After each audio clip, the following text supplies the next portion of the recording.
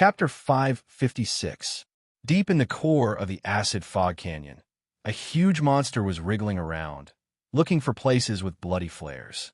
Every time it found a spot, it would stop for a moment and stick out its tongue with a human body to remove the vicious curse attached to the core of the plane. Damned curse! The tyrant worm's dragon subbody, Hemtar, roared loudly. Several days of high-intensity spell casting had made him very tired and irritable.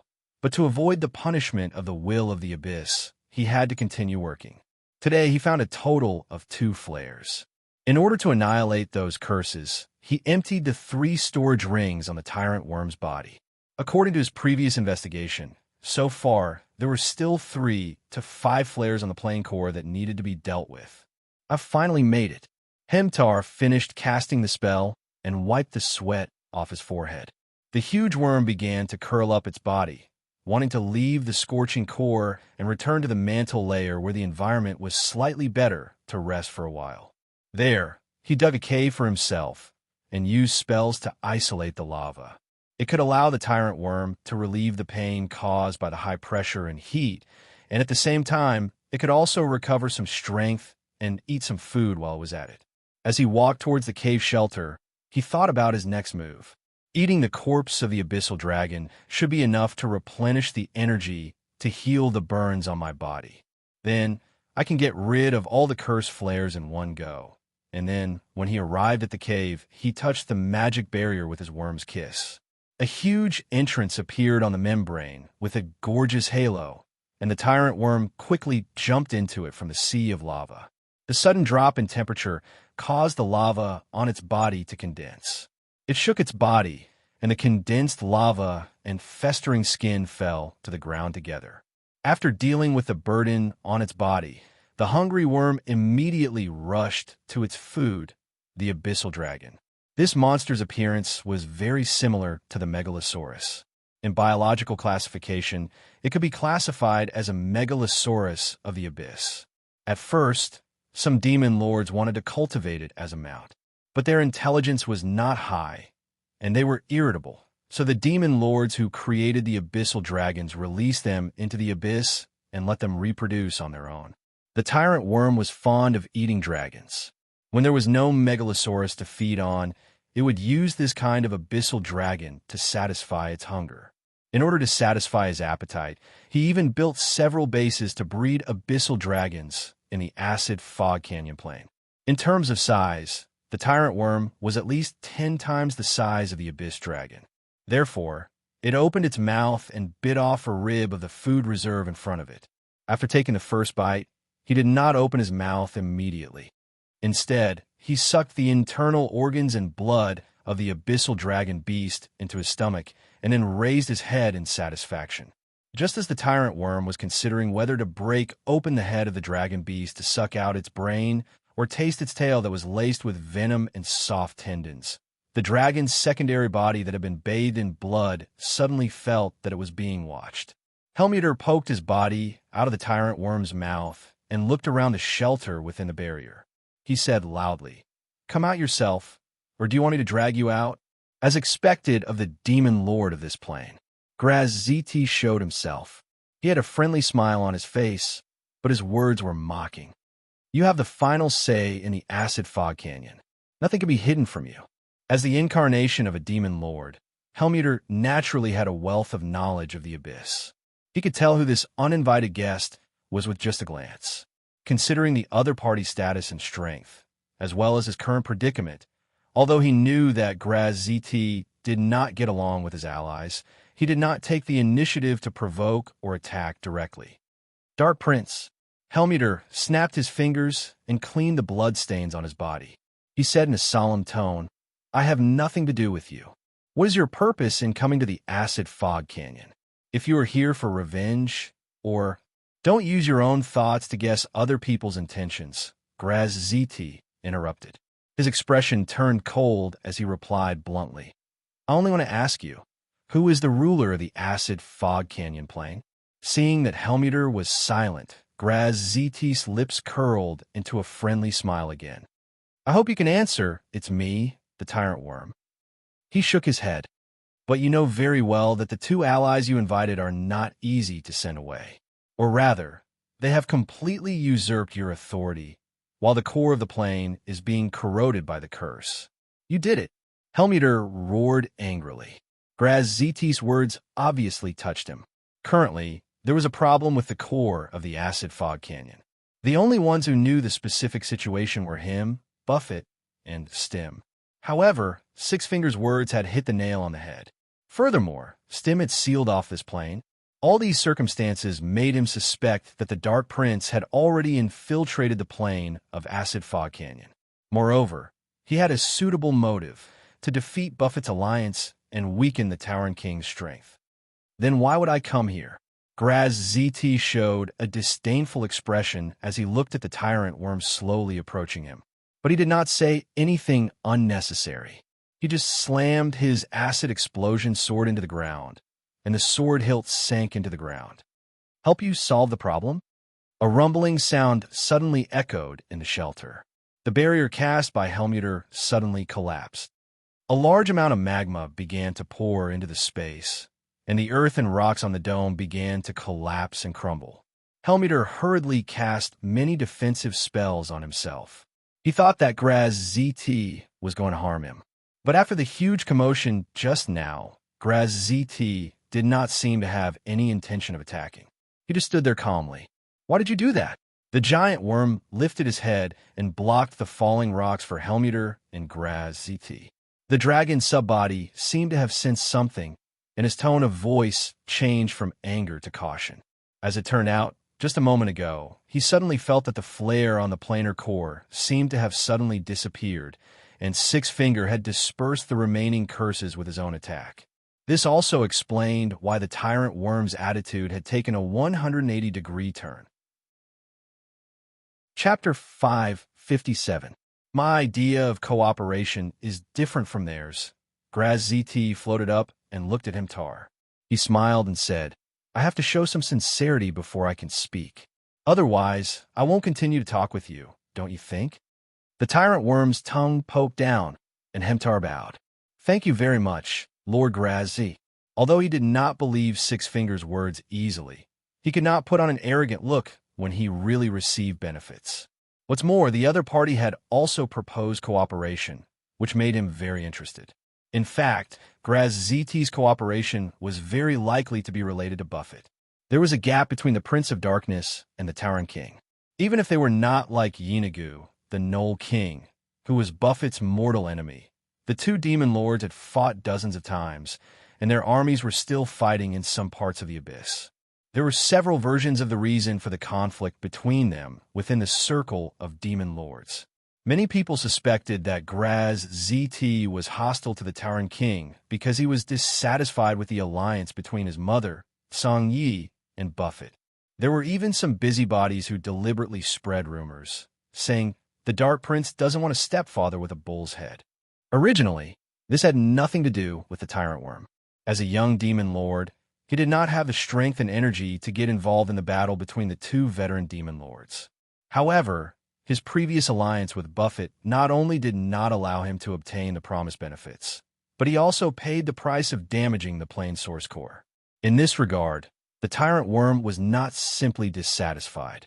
In fact, he also wanted to take revenge on the Tauren King, but he was not sure if he could win. What's more, the current Acid Fog Canyon was in a precarious situation.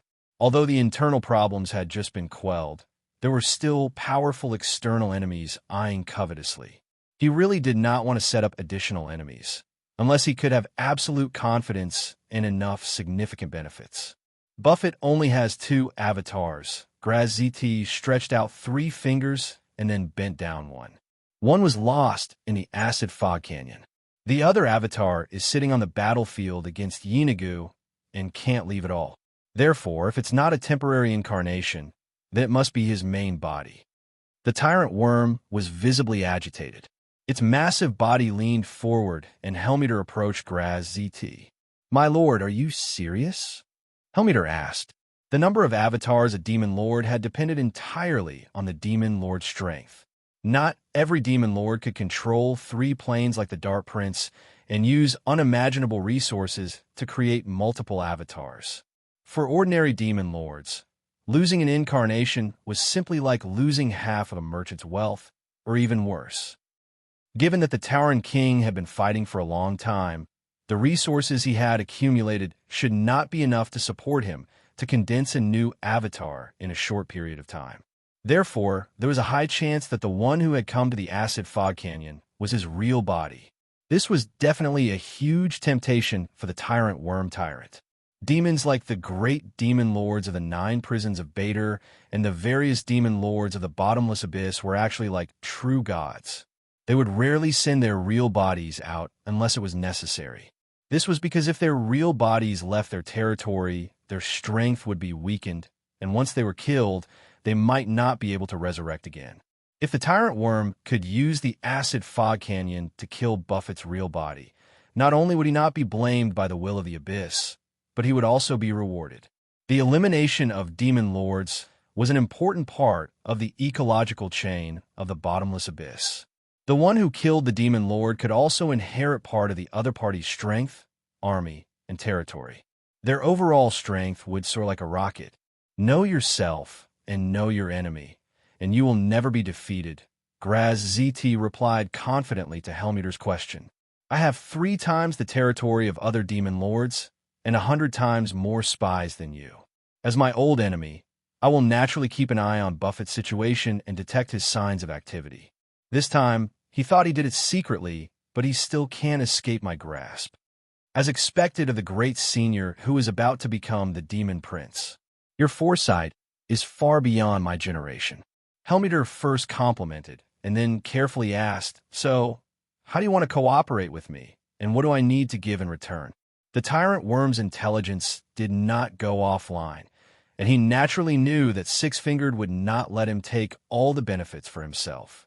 But even if he had to give away a part of the benefits, as long as he could kill Buffett's real body in the acid fog canyon, he would still gain a lot as the demon lord of this plane. Compared to the previous losses, it was not even worth mentioning. His little thoughts could not escape Graz ZT's eyes. The worm took the bait. The Dark Prince was secretly delighted, but there was no reaction on his face. He was very good at controlling his expression. You can use your full strength in the acid fog canyon. Graz ZT knew that he had to give him confidence. That's why I chose to cooperate with you. At the same time, I can create an opportunity for you to ambush Buffett and restrict him so that his real body can only use 30% of his strength. If you have any doubts, we can sign a Styx oath. No, I'm not doubting your sincerity, but it's a good thing to sign an oath so that I can give you some guarantees. After all, I can't let you work for nothing. Helmeter was relieved when he heard that they could sign a Styx oath.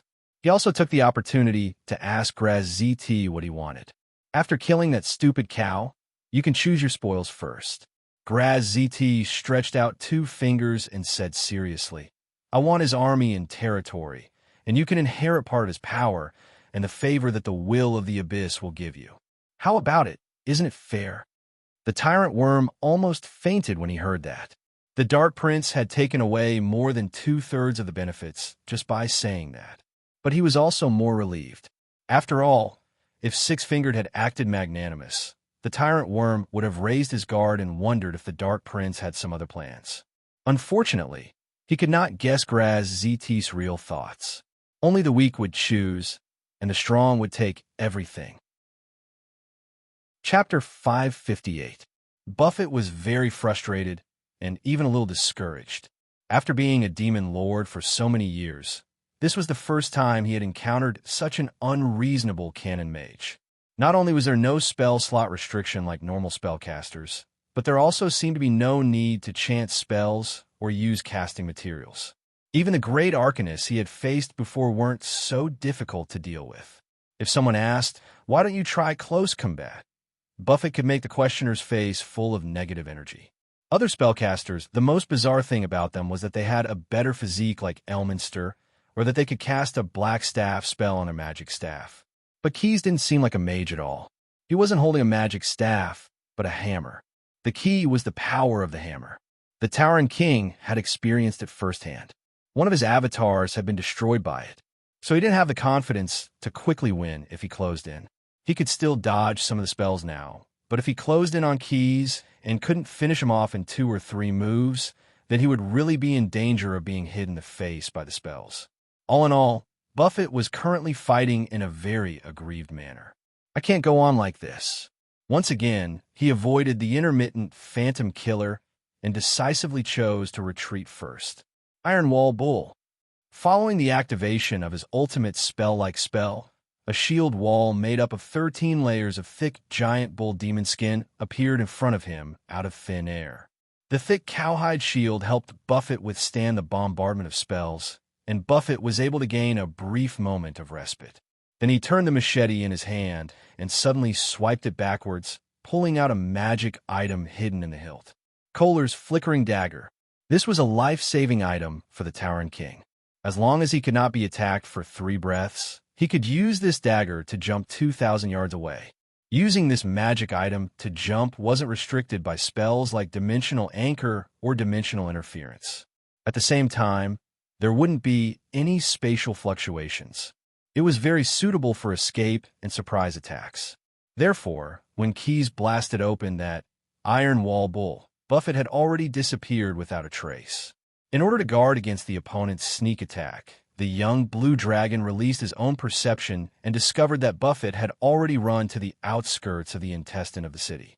Just as he was about to give chase, he sensed that the other party had used an advanced teleportation spell to escape from New Boomtown. Damn it! Keys stomped his foot fiercely, causing large cracks to appear on the ground. He immediately used a spell to send a message to Shay, who was controlling Traction City. Release all the Clockwork Scouts. Make sure there are no demon remnants hiding in the fortress. Following his order, the entire Traction City became bustling.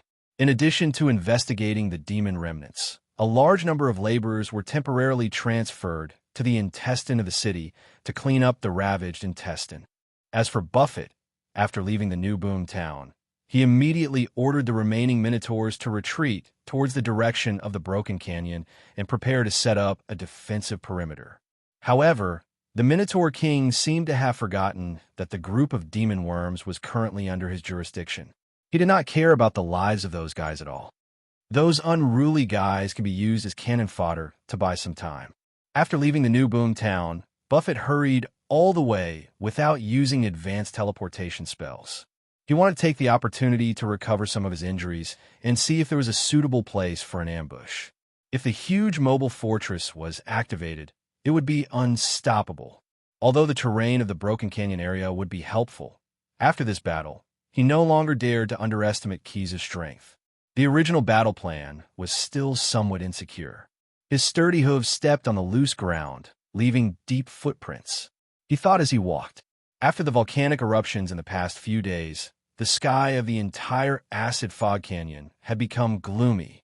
At this time, there was even a drizzle falling. The volcanic ash on the ground and the acid rain mixed together to form a continuous swamp. Many acid fog worms emerged from the ground, drinking the acidic liquid in big mouthfuls. Not long after, as more and more acid fog worms gathered, drinking the acid was no longer enough to satisfy their appetite. So they began to hunt each other, relying on their own kind to satisfy their appetite. Squeak! Buffett, who was too busy thinking to look at the path under his feet, stepped on 2 fat worms. The exploding insect juice splashed high into the air, spraying the demon lord's body with a sour stench. Perhaps attracted by the smell, more and more acid fog worms began to gather around the Minotaur King. They even dared to attack. This angered the demon lord, who was in a bad mood. All worms deserve to die. Buffett swung his machete, slashing again and again. Soon, the acid fog worms around him were all chopped into meat paste. However, the sour smell on his body became thicker and thicker because of this, even attracting many low-level demon worms with some intelligence. The Minotaur King, who was full of anger, did not care whether the demon worms provoked him or not. He treated them all equally. All of you die, without using any special ability, purely wanting to vent the resentment in his heart. Buffett swung his machete and slashed at the demon worms. As he killed, some of the demon worms gradually overcame their fear of the demon lord. Like the acid fog worms without intelligence, they began to attack the Minotaur King without regard for their lives. The situation gradually deviated to an uncontrollable, chaotic situation. More and more demon worms gathered around Buffett. Due to the worm tyrant's previous order, these guys should have obeyed his orders. But now, every worm demon's eyes were red with killing. They regarded this demon lord in front of them as an enemy and brazenly fought with their lives in exchange for injuries. Their boundless enthusiasm for battle was even more blazing than when they faced Bateau's army. The situation is not right. Although he liked to fight, Buffett was not a brainless brute. He gradually realized that there might be some problems. Those demon worms should not be so crazy, and they should not have gathered so many of them so suddenly. That damn worm, it might want to take the opportunity to harm me. Soon, he thought of the most reasonable explanation. In fact, his guess was correct, but it took him a little too long to figure it out. Chapter 559.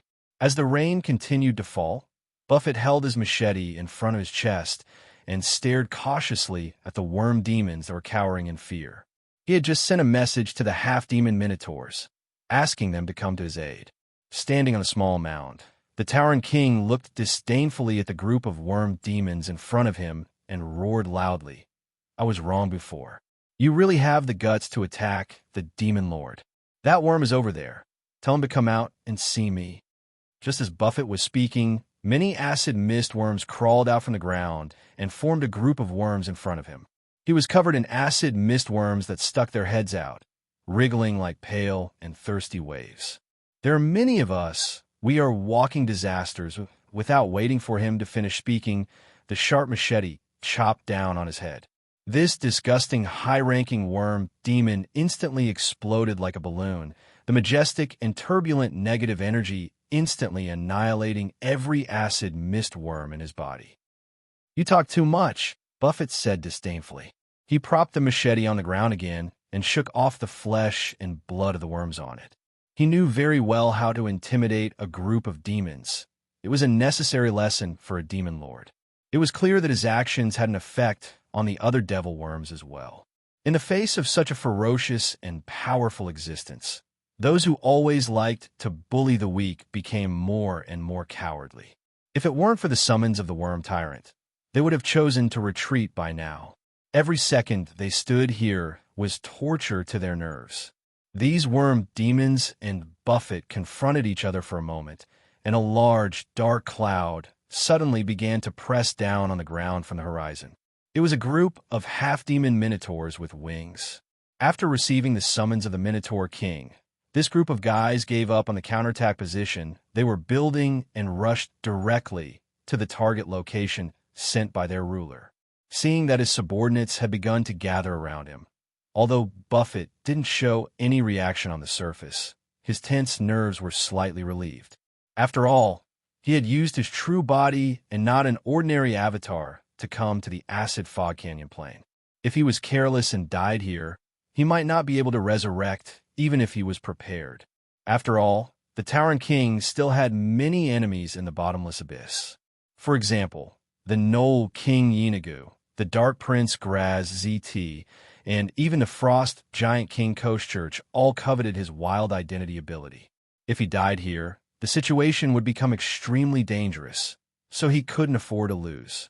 With the arrival of the half-demon Minotaurs, Buffett immediately commanded them to form a temporary defensive formation. He did not contact his ally Stim, the god of virtual games, and instead directly prepared to open the Otherworld Gate. Now, he no longer had any illusions about the acid fog canyon. This demon lord only hoped to return to his eternal labyrinth as soon as possible. As for the enmity between him and Keys, since he didn't have a lifespan limit, he could wait for a while and come up with a better plan before taking his revenge. And the prerequisite for revenge was that he could continue to live.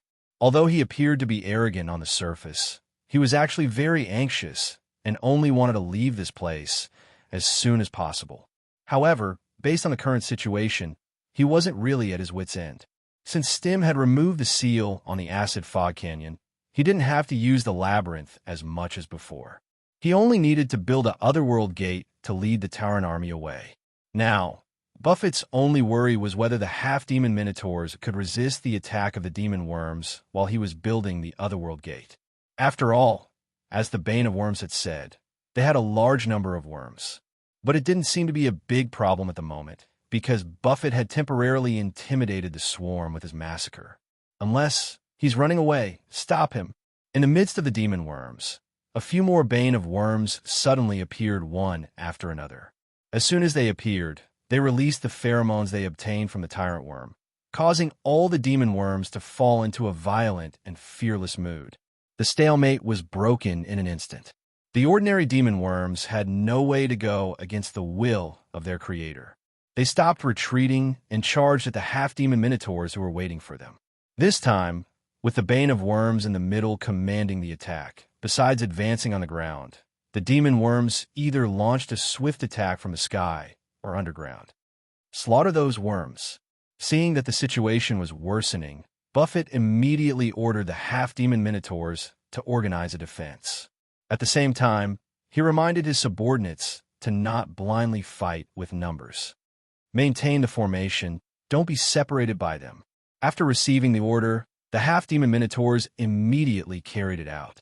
From this point of view, they were much stronger than the purebred demons. At least they knew how to obey orders. And Buffett's orders were soon proven correct. The demon worms were indeed organized to divide their opponents, and then use their advantage in numbers to annihilate them. But the half-demon minotaurs didn't give them the chance to do so. This group of sturdy half-demon creatures could even crush some of the mid-ranked demon worms in terms of strength. Plus, there were at least 3 or 4 of them standing back to back, so when facing the demon worms, it wasn't difficult to deal with them. No matter if it was the demon worms on the ground, in the sky, or underground, as long as they encountered the half-demon minotaurs, they would quickly be destroyed. And they were also restraining their urge to kill. Not only did they not rush into the area where the worms were concentrated, but the small groups also consciously moved closer to each other. These damn worms, but it's fine, we just need to wait for a while, and the otherworld gate will be formed, Buffett thought viciously as he looked at the 2 sides that were in a stalemate. Then he issued a new order: gather the tribe's elite warriors and begin to slowly retreat to this highland. Don't be stingy with your spell-like abilities. We don't need to wait too long. In his calculations, although the half-demon minotaurs were performing well, there was no need to waste energy to take them all away. In a pragmatic spirit, Buffett planned to only take the most elite of them. He would leave the rest of the half-demon minotaurs here and give the worm a fierce surprise. Chapter 560. It was undeniable that the number of worm demons did have a crushing advantage. After all, the half-demon minotaurs were not like Keys's new boomtown. They were only made of flesh and blood. Therefore, in the face of the worm's sea tactic, they could only hold on for a while. As the intermediate and high-level worm demons joined the battle one after another, the pressure on the half-demon minotaurs gradually increased. They soon became somewhat weak, and their casualties began to gradually increase. Without needing Buffett's order, the elite minotaurs who were in charge of the other half-demon minotaurs took the initiative to retreat. They led the team step by step to the top of the small hill. Master, an exceptionally strong half-demon minotaur, flapped his wings and landed beside the Minotaur King. He anxiously asked for the latest order. Can we release the Blood Bulls? We have now lost a quarter of our men. The so-called Blood Bulls were a generous gift that Buffett wanted to leave for his allies. This gift was originally prepared to deal with Keys, but the demon lord who had been betrayed by the tyrant worm changed his mind. It was the same to give it to anyone.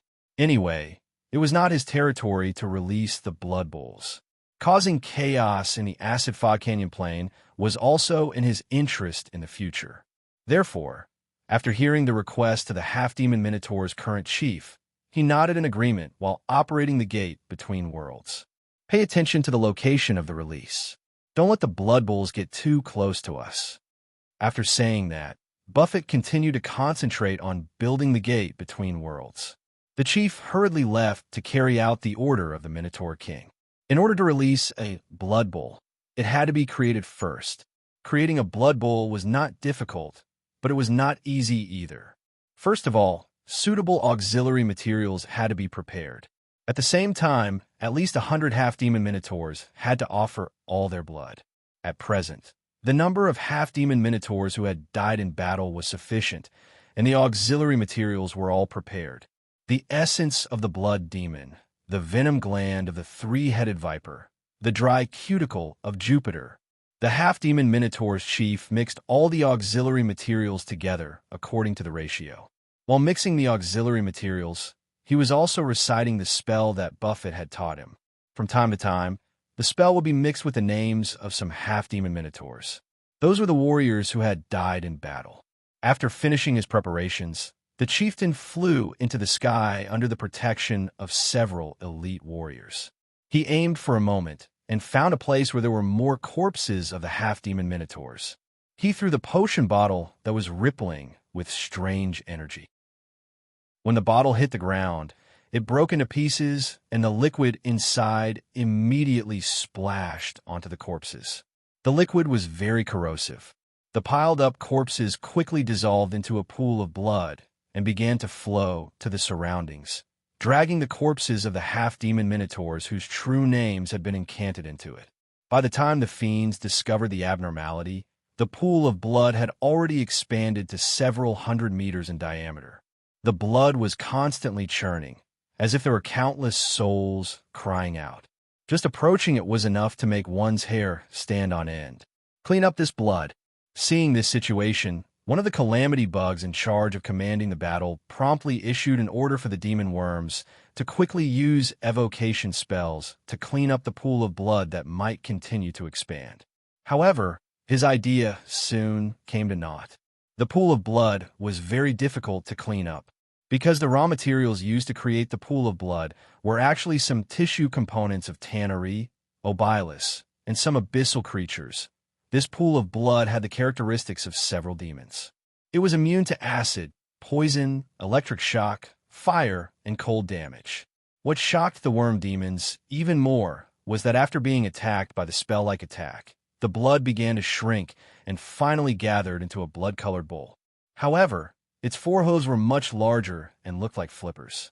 Blood kept dripping from the bull's body, and then it was absorbed back into the bull's body by its huge feet, and the cycle repeated. This was the blood bowl, a secret creature developed by Buffett. Not long after the formation was completed, it began to show its power. When it began to gallop, all the demon worms in its path involuntarily shed their skin. They were crushed into meat paste by the blood bowl under the intense pain all over their bodies. Then the blood bowl absorbed the flesh into its body. However, this monster did not seem to distinguish between friend and foe. Even the half-demon minotaurs were absorbed without exception. Fortunately, I did not disappoint you. After releasing the blood bowl, the half-demon minotaurs flew in front of Buffett and knelt on one knee. The Minotaur King nodded in satisfaction and praised with a loud voice. Very good. This blood bowl can live for about 2 weeks. During this time, it will constantly search for life that it can devour and destroy. For a small plane like the Acid Fog Canyon, 2 weeks is enough for it to plow the earth once. Those abominable demon worms will most likely die under its heavy hooves. As for us, just as Buffett was speaking, the half-demon minotaurs suddenly raised their heads. For my love, Graziti. He opened his mouth, and a cold light shot out from his throat, accurately nailing into the Minotaur King's abdomen. Large amounts of blood spurted out in an instant, causing Buffett to cry out in pain. You traitor! Casually waving his machete, Buffett cut down the half-demon Minotaur chieftain in one fell swoop. However, as he exerted force, the wound on his abdomen that had just healed split open once again. Large amounts of black blood flowed out. He never would have thought that his followers, who originally lived in a material plane, would be infiltrated and persuaded by Graziti to surrender. At this critical moment, Graziti actually took advantage of Buffett's relaxed vigilance to launch a sneak attack, and succeeded. Buffett's heart was filled with endless regret. He had lost all trust in the half-demon minotaurs who were panicking because of the unforeseen event. "You bunch of useless trash, or should I say, traitors who dare to betray me." However, he was well aware of the current situation, so he did not act out immediately. Instead, he immediately adjusted the otherworld gate. He wanted to forcefully open it quickly and ignore his subordinates. He wanted to leave the acid fog canyon first before anything else. However, Buffett's reaction still fell into someone else's trap. Just as he held his abdomen and cast a spell, the small hill he was on suddenly collapsed. The giant tyrant worm burrowed out of the ground and used its ring-shaped worm mouth to swallow the small hill along with Buffett and the half-demon minotaurs standing on it. Chapter 561. The surroundings were silent at first. Then there was the sound of flesh being torn apart, and the miserable howls of the half-demon taurens rose and fell one after another. Because of his dark vision, Buffett could see everything clearly, but he had no intention of stopping it. Being swallowed by the tyrant worm, he became cautious and did not dare to be careless. Standing on the soft and sticky ground, not knowing whether it was the mouth or the stomach, the Tauren King kept trying to use the teleportation spell. "You're wasting your time." When the last half-demon minotaur fell, a loud and deep voice suddenly sounded. Hemtar, who was dripping with blood all over his body, appeared. "Of course, I can understand that you're struggling like a cornered beast."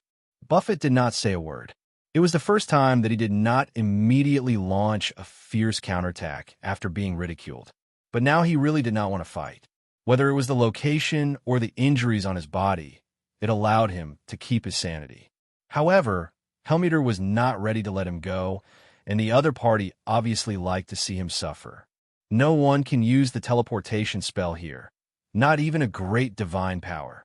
The dragon's body stared fiercely at Buffett, as if recalling all the unpleasantness that had happened between them. "This is my territory, and I have my say."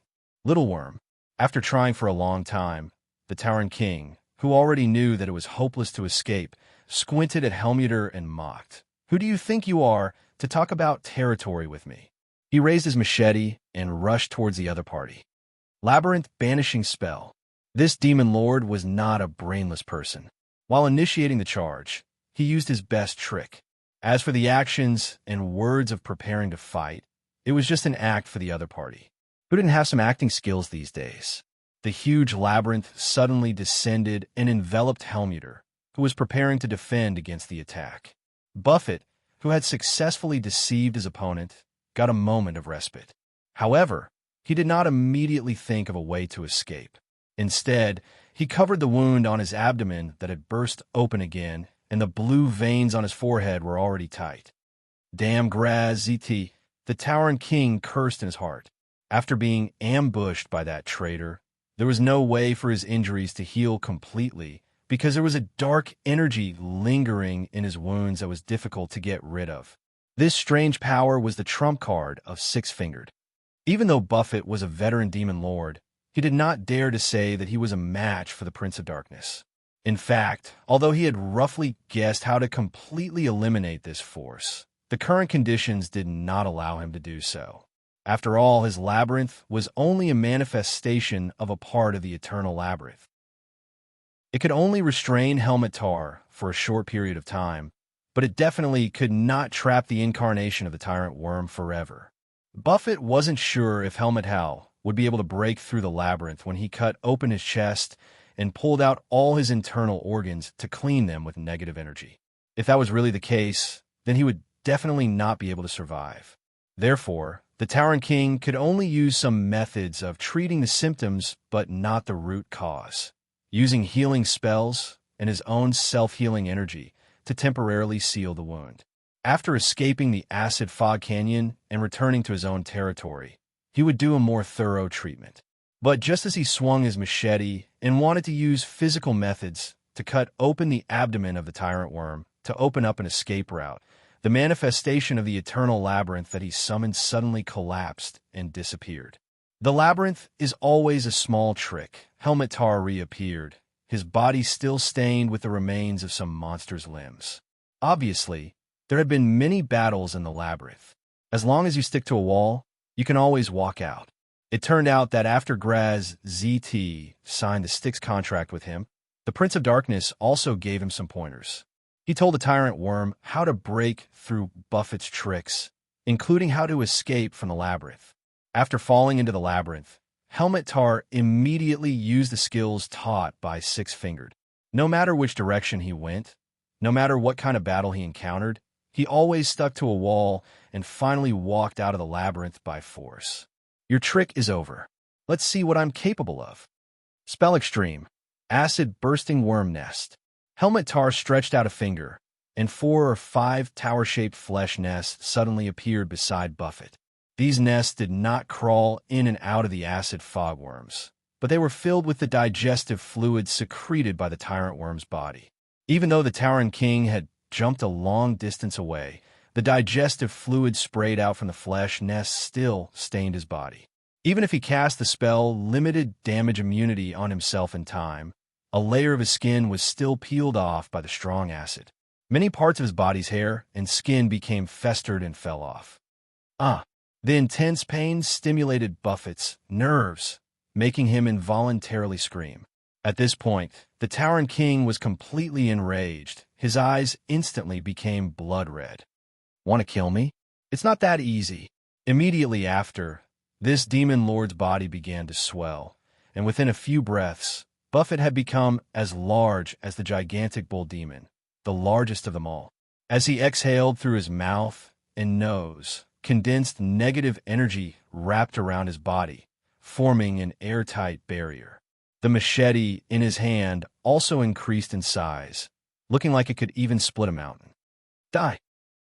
The raging Tauren King swung his machete and fiercely slashed at Helmet Tar, who was constantly attacking him with spells. The two demon lords instantly entered into a fierce melee and spell battle, with no intention of holding back. They would not stop until one of them was dead. To be honest, when it came to direct confrontation, Helmet Tar was really no match for Buffett. The Tyrant Worm's dragon subbody was cut many times in a short period of time. There were not many intact places left on its body, and it was badly mutilated everywhere. However, he grew on the tip of the Tyrant Worm's tongue, so he could share the terrifying vitality of this giant worm. The Tyrant Worm's main body had the absolute home advantage in the acid fog canyon, so he could still hold on for a while. On the other hand, although Buffett seemed to have the upper hand, he knew his own situation. Ever since the Tauren King mobilized all his power to fight, he no longer had the time to suppress the dark energy in his body. Graz ZT's insidious plot had caused his organs to rapidly deteriorate. Now, he was actually enduring intense pain with every movement he made. Comparing the two, Buffett was actually in a very disadvantageous situation. He was getting more and more anxious. In the end, due to his mistake, Helmet Tar seized the opportunity and broke through the layer of negative energy defense. He drilled into the Tauren King's giant mouth and poured a large amount of digestive fluid down his throat. Chapter 562. Buffett clutched his neck tightly with one hand, while the other hand held a machete, desperately slashing at the Tyrant Worm's tongue that was delivering digestive fluid. In addition, he also used his sharp teeth to bite Hemtar, who was hanging on his face. But the Tyrant Worm's dragon subbody was like a face hugger. It wouldn't let go once it grabbed the face of its prey. Accompanied by a gulu-gulu sound, a large amount of digestive fluid seemed to be inexhaustible as it desperately drilled into the Tauren King's throat. He had no choice but to give up on biting. He clenched his teeth and tried to stop it, but the strong corrosive fluid gradually penetrated the demon lord's hard teeth and forced its way in. After holding on for a while, Buffett finally couldn't withstand the pain caused by his intestines being torn apart. He weakly knelt on the ground with a plop, and the movement of the machete slashing at the Tyrant Worm's tongue gradually became slower and weaker. What was more frightening was that, as the spell effect on his body disappeared, his body began to return to its original size. The digestive fluid that was poured in not only corroded his internal organs, but also began to corrode his muscles and bones from the inside out, flowing along his blood vessels to his brain. After a while, the body of the Tauren King went completely limp. The digestive fluid came out from his orifices, and his eyes had been corroded into 2 holes. Because his body became smaller, Hemtar was now unable to hang on his face, so he could only use his arm to penetrate Buffett's throat. Horn's secret skill: 1,000 clusters of murderous intent. Before his consciousness dissipated, the unwilling Buffett brazenly activated his secret skill, vowing to drag the tyrant worm to destruction. His horns that had not been corroded suddenly burst, and like branches, they grew wantonly to the surroundings. The material of the horns was comparable to the hardest metal, and the sharp tip had spiral-fine teeth. The growth of these horns was very terrifying, and soon it spread into a forest of horns. The first to bear the brunt was Hemtar. He was the closest to the explosion point, so he directly suffered a fate similar to death by 1,000 cuts.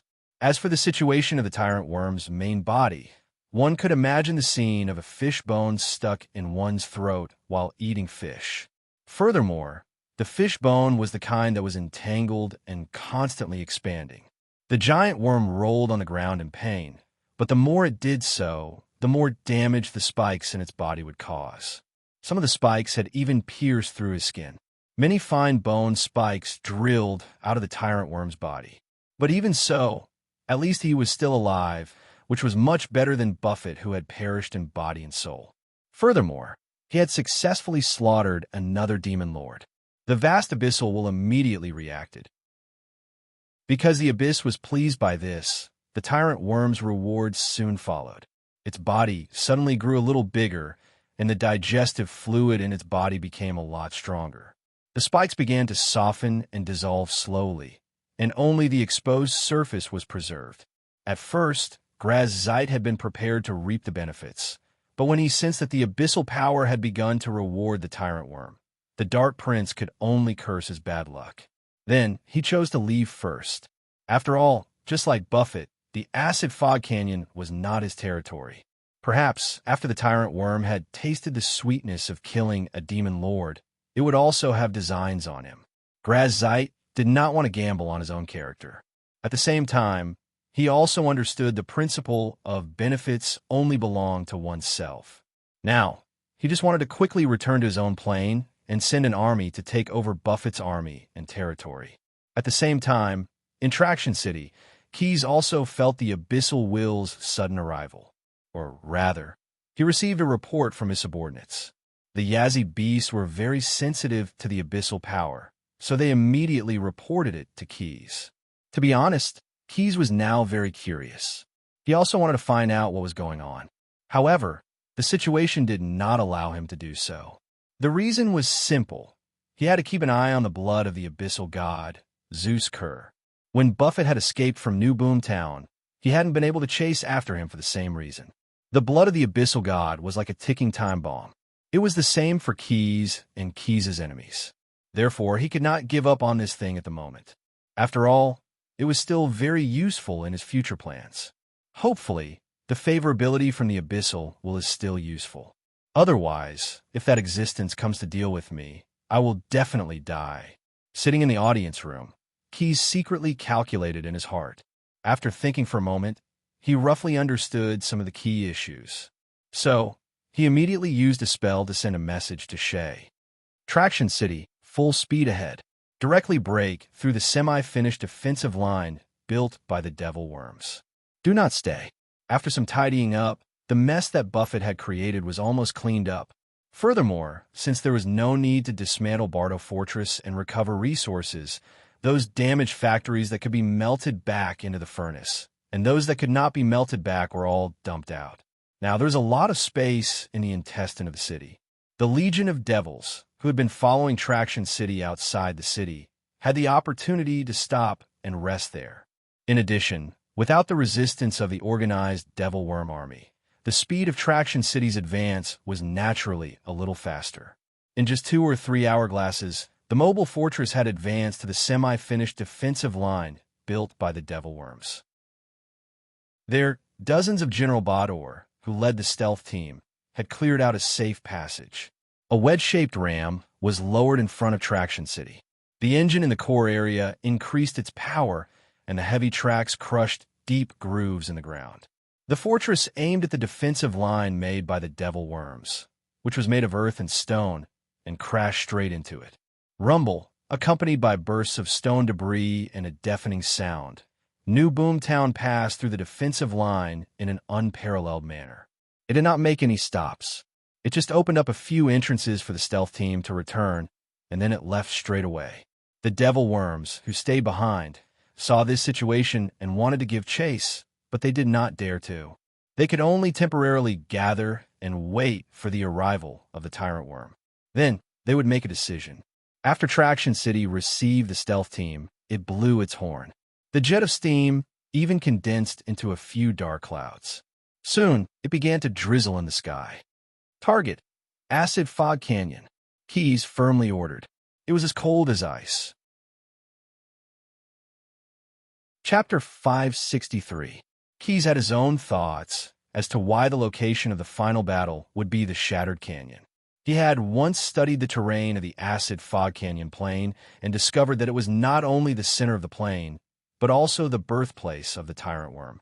When the Devil Army attacked the Acid Fog Canyon plain, they did a very detailed investigation of the plain's ecosystem.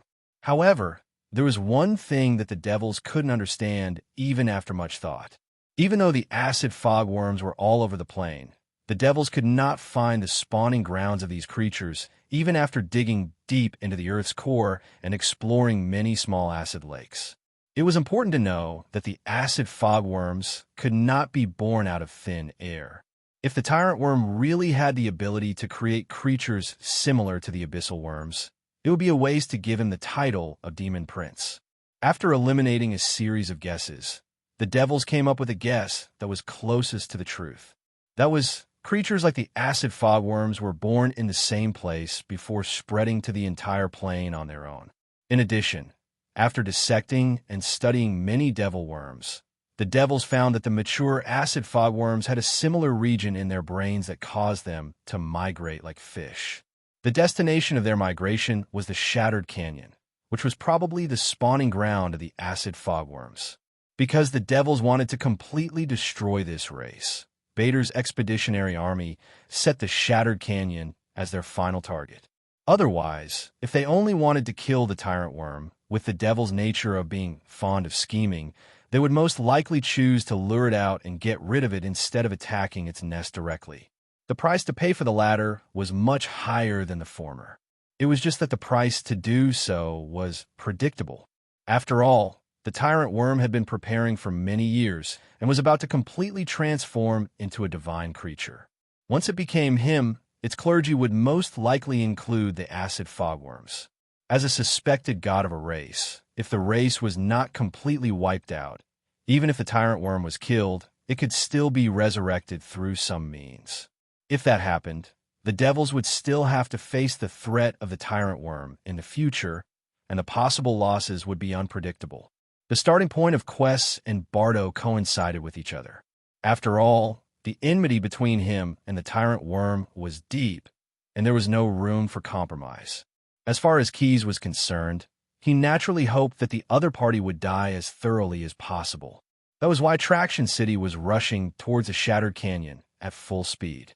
He had already prepared 2 surprises for the tyrant worm and Stim, a pair of trump cards. Keys believed that even if he could not completely kill this demon lord, he could at least severely injure him. Now that the seal on the Acid Fog Canyon dimension had disappeared, Tiamat would probably descend soon. As long as the tyrant worm was seriously injured, he would not be able to escape death. The tracks of a New Boom town rotated and left 2 deep ravines on the loose ground. In the sky, it continued to drizzle, making the ground even more muddy and difficult to walk on. In order to prevent the tracks from slipping, Shay specially led the craftsmen to add ridges to increase grip. If this Traction City is used to dig trenches, it would be too convenient. All we need to do is walk a certain distance. A few barbed demon guards standing on the bottom deck chatted casually. After the fierce battle with the tyrant worm, they were all resting. Like them, including the members of the stealth team, the combat forces in the New Boom town were also taking the time to rest. According to the broadcast from the communication loudspeaker, They would arrive at the shattered canyon in about 10 hourglasses. The young blue dragon did not have the time to rest. In order to be able to realize his extermination plan, he had to make more preparations. Mobilize the resources needed for the production of the Golem workshop, arrange for the various combat forces to replenish the organization, control the stable operation of the mice energy nucleus, and personally perfect the surprise that was about to be given to the tyrant worm. In the secret workshop in the core area, Keys kept hammering and hammering, carving complicated magic circles on the triangular bronze plates. There were a total of 20 of these bronze plates, and he still needed 2 more to finish. When all of them were completed, these bronze plates would form a 20-sided container to hold the drop of God's blood.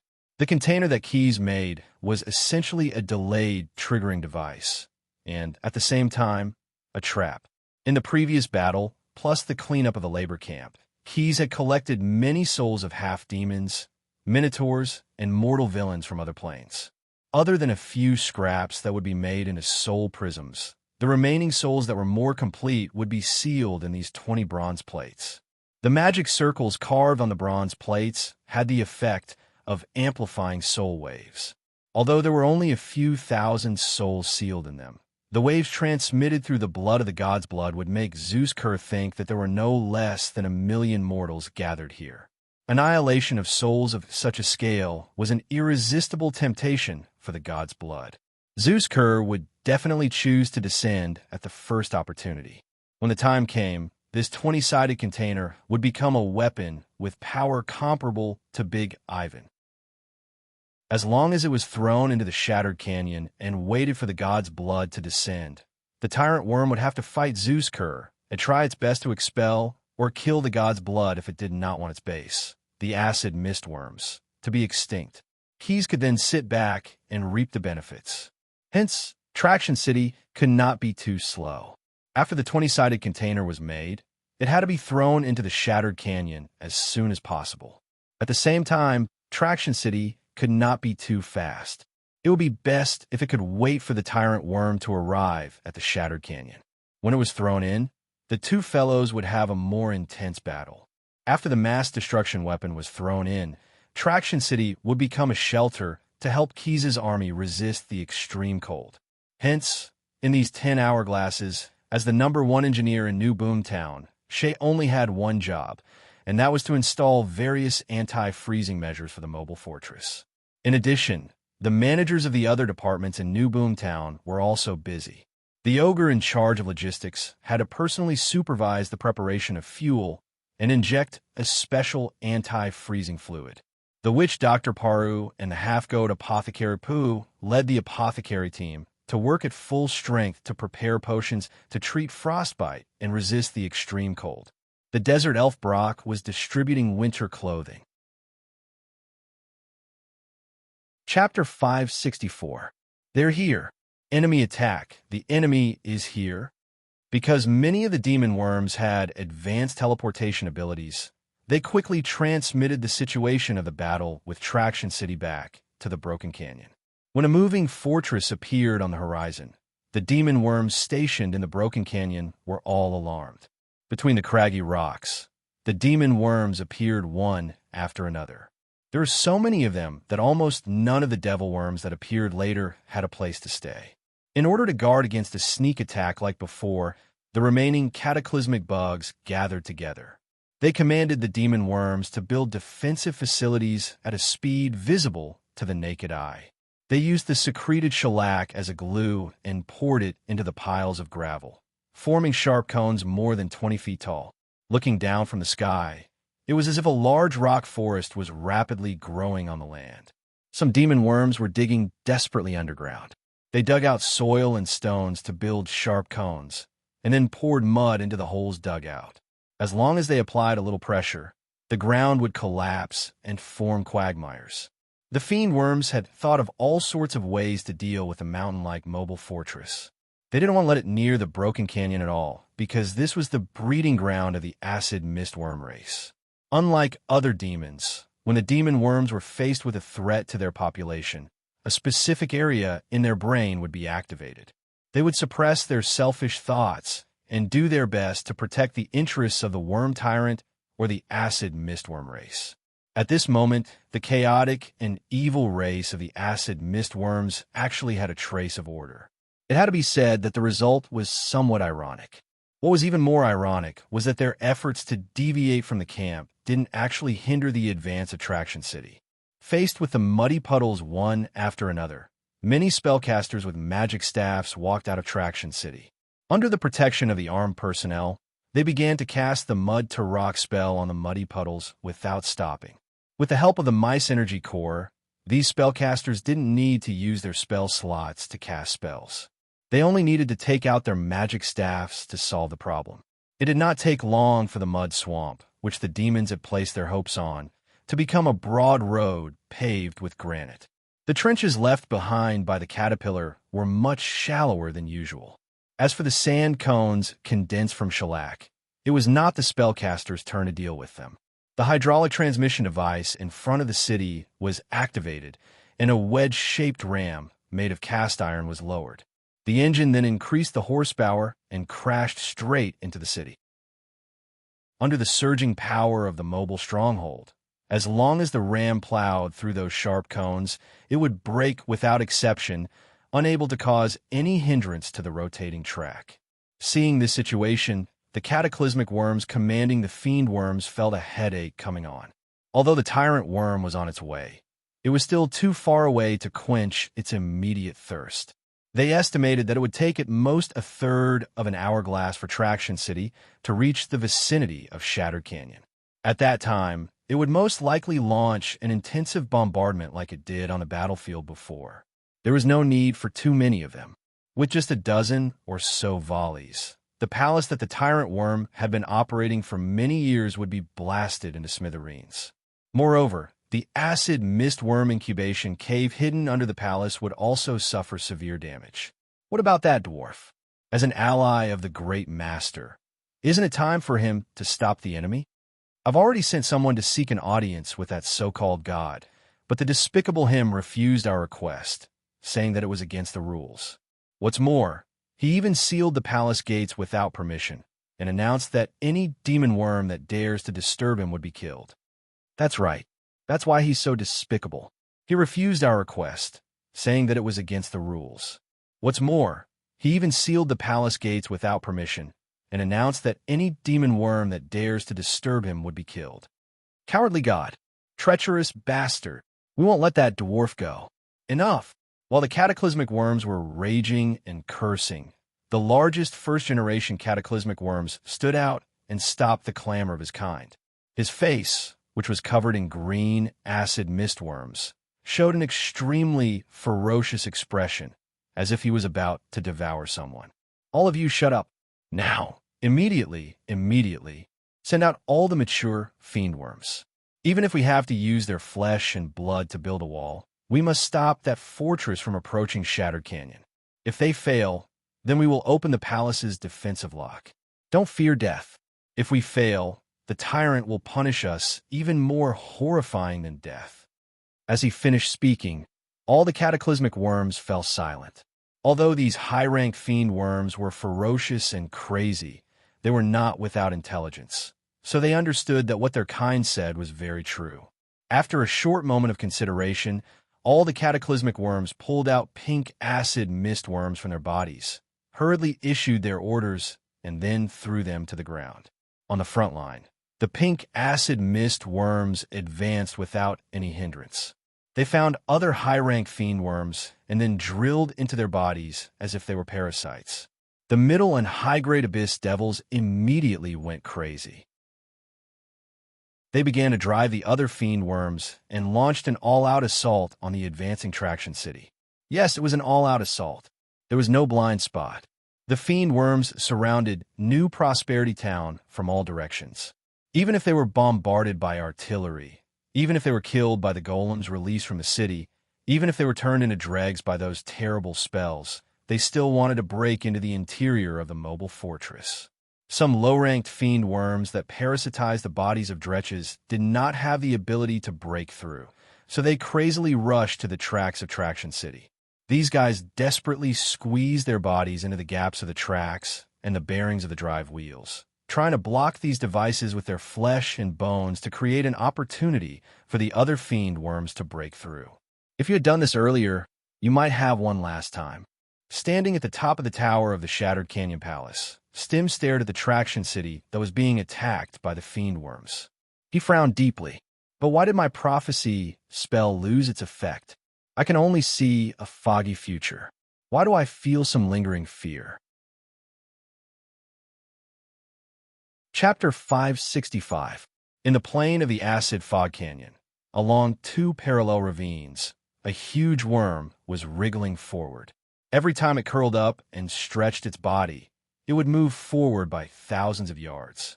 The tyrant worm was burning with anxiety. He had just been rewarded by the will of the abyss, and he had not even fully digested the abyssal origin energy that had entered his body. But there was a problem in the Shattered Canyon, and he had to rush back as soon as possible. After all, it was his base, and he could not afford to lose it. Damn Buffett, as expected of the Towering King. He only knows how to boast. The tyrant worm's dragon subbody, helmet, roared loudly, as if relieving the pent-up frustration in his heart. Previously, Buffett had taken the initiative to take away the command of the demon worm, but in the end, he still could not resist the attack of Traction City. There was no need for the tyrant worm to show any respect to the fellow who had already died in its stomach, even if the other party was a demon lord of the same rank as itself. In the bottomless abyss, it was true that the winners were nobles, and the rewards were even greater. As for the losers, those fellows would not even have the chance to turn into a pile of shit. But no matter how much Helmet cursed, and no matter how agile the tyrant worm was, they could only use this inefficient method to move forward. Because the abyssal origin energy in his body had not been fully absorbed, he could use teleportation spells quickly, but there might be some problems after the teleportation. It was better to absorb the abyssal origin energy as quickly as possible. Although the tyrant worm cherished the Shattered Canyon that he had managed for nearly 10,000 years, he also trusted the defensive capabilities of the place. At the very least, all the cataclysmic worms under his command were currently gathered there. With so many high-tier demons holding the line, even if the opponents were the Bador Expeditionary Army and the hateful young Blue Dragon, they would probably be able to resist for a while. When I get to the battlefield, I will definitely make you. The tyrant worm silently calculated in his heart, imagining that he could appear in an invincible manner and then crush the entire battlefield. But reality did not go as he wished. While he was moving forward, he soon received a message from the cataclysmic worms. The situation in the Shattered Canyon had become very critical, and the Bador Expeditionary Army had advanced to the edge of the palace. The new boom town ruled by Keys was both an indestructible spear and an impregnable shield. Even if the demon worms had become crazy and tried to use their lives to delay the advance of the mobile stronghold, the fierce artillery fire, the Golem army that constantly released the Golem army, and the Bador Legion that resisted in the form of organized squads, made their sacrifice ineffective. The intermediate and high-grade demon worms did not make any contribution. On the contrary, the low-grade demon worms that parasitized on the weak Dretch and other weak Tanalee's stupid tactic of sacrificing themselves to block the driving wheels caused some trouble for the new boomtown. Shay had to let the combat troops protect the craftsmen to dredge the pipes and gears that were blocked by flesh and blood. Because they had to travel out of Inha City, this dredging job was extremely dangerous. Currently, most of the casualties in New Boomtown were actually the craftsmen and the combat troops protecting them. Had it not been for the lack of production of the engineering golems, all the manufacturing workshops were rushing to produce and repair the combat golems. Shay would have sent more engineering golems to replace the craftsmen. In the eyes of the chief engineer of New Boomtown, the skilled craftsmen were treasures. I request to send the Golem army to protect the craftsmen. Shay, the genius craftsman, stood on the console, pushed a brass lever beside him, and connected to Keys directly. We can't afford to lose any more craftsmen. I have calculated that we will lose one craftsman for every 30 yards we move forward. At least 500 craftsmen will be lost when we reach the predetermined location. This will exceed 1/6 of the total craftsmen in New Boomtown. We may be short of manpower for the next plan. After hearing Shay's message, Keyes pondered for a moment and then asked, if the predetermined location is changed, can the loss of the craftsman be reduced? He explained. Sending the golem army to protect the craftsman will let the demon worms know that we value the craftsman. As long as they have a brain, they will launch a targeted attack. Maybe we will lose more people. Shay pondered for a moment. If we can reduce the distance by half, the loss of craftsmen will not exceed 100. All right, we'll drop the anchor halfway. Leave the rest to me. Quest agreed without hesitation. After the communication, Keyes immediately prepared to fulfill his promise. Originally, he was going to use Hellscream or the steam ejection device to release the 20-sided container containing the blood of the god. But after reducing the distance by half, neither Hellscream nor the steam ejection device could reach the target, so he had to make the trip himself. I want to do one thing well. Keyes straightened his clothes and walked into the ghost-faced fish, which was docked on the mooring tower. The Leviathan biological airship immediately greeted its creator. Sometimes you really have to do it yourself.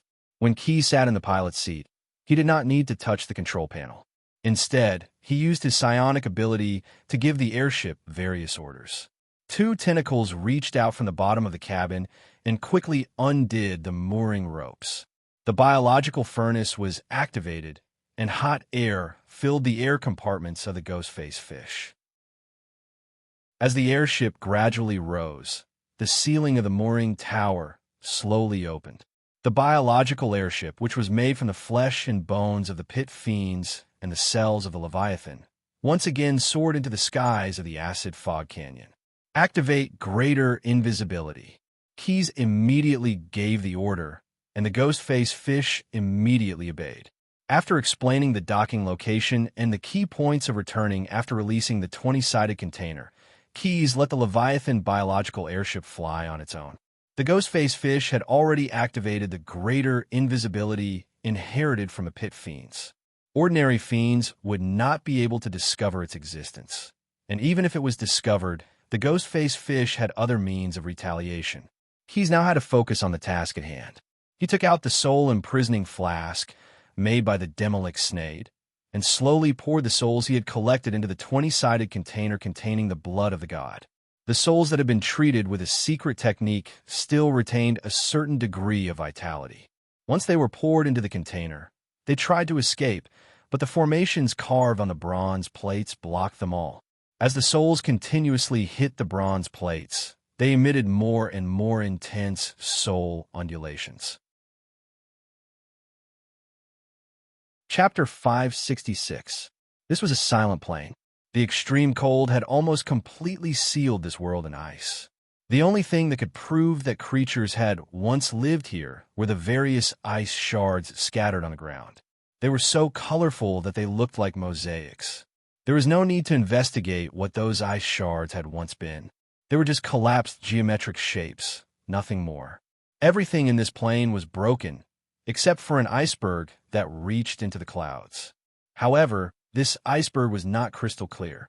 Instead, it looked like it had been condensed from something like dark clouds or ink.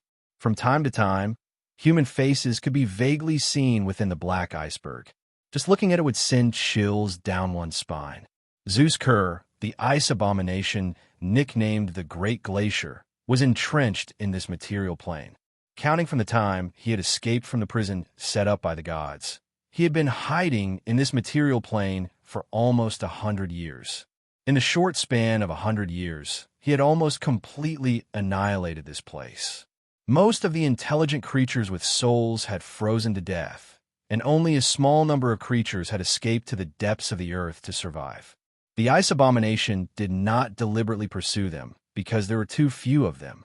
It was tasteless to eat, but it did not feel pity to abandon them. This extremely powerful divine monster had spent all its energy for the past 10 to 20 years on communicating with the blood of the abomination that it had spread throughout the multiverse. It longed to find a plane with abundant living creatures. Then it would descend there and wipe out all the souls of those creatures.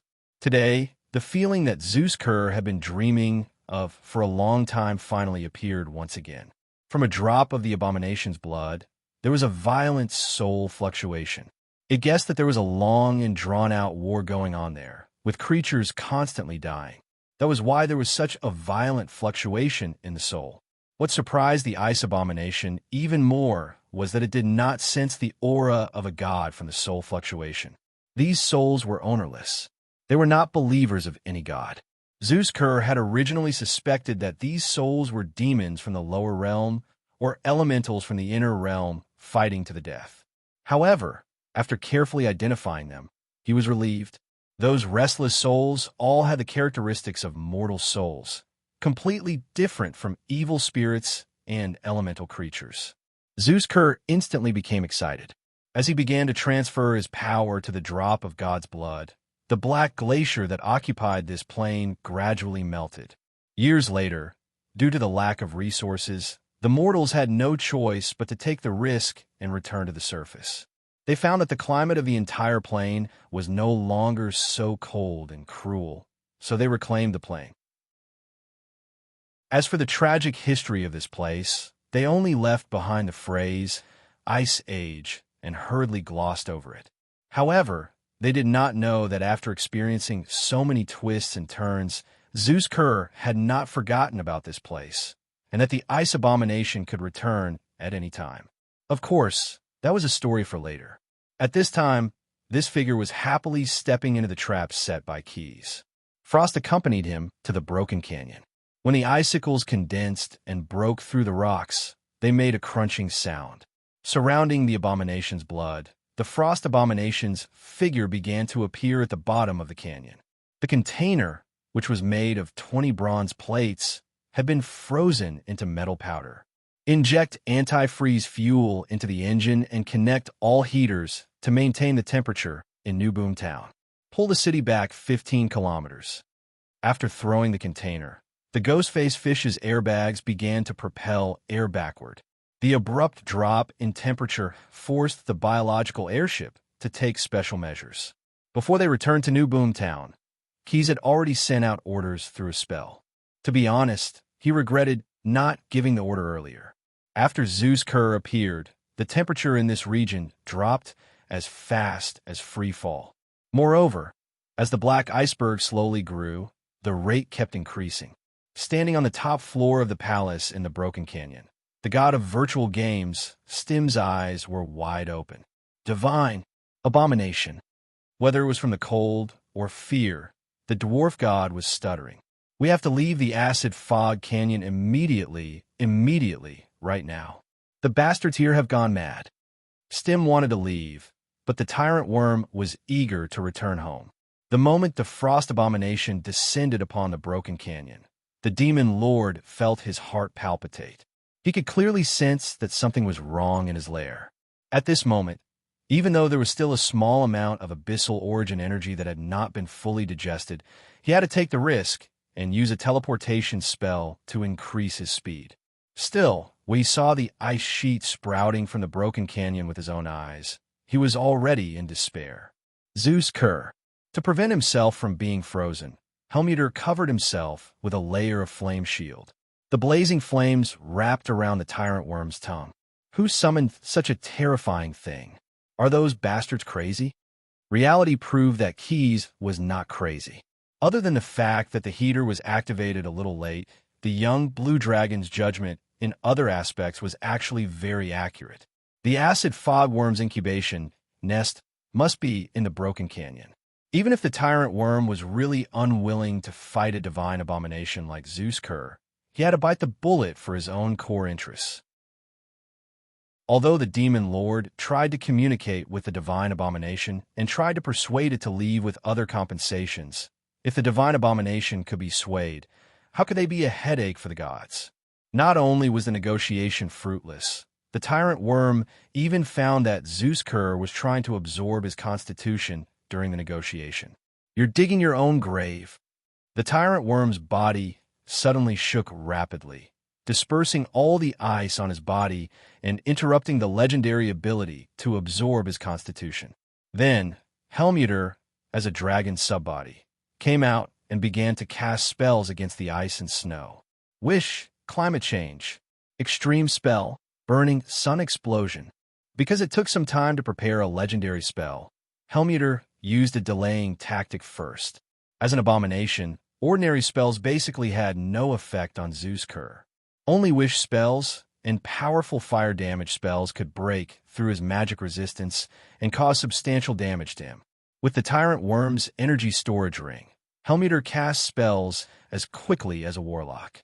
Without chanting an incantation, the dragon's subbody quickly formed 2 hand seals with his fingers. The powerful spells were used on Zeus Kerr. Chapter 567. After being attacked, Zeus Kerr naturally would not just take the beating without fighting back. This was not the divine abomination's style. Sensing the rising temperature, a huge human face appeared on the dark glacier. He opened his mouth and spat out a gust of cold wind mixed with hailstones. The windstorm dispersed the gradually rising heat. At the same time, it smoothed out the cracks in the glacier caused by the burning sun's explosion. Take your men and rescue the incubation room. Follow the underground river at the bottom of the canyon. If there are more, transport as many eggs as you can from there. Hemtar frowned and gave the order to the cataclysmic bugs under his command. Ordinary demons were useless against a monster like Zeus Kerr. Sending them forward would only increase the number of casualties. It was better to send them to rescue the hatchery of the acid mistworms.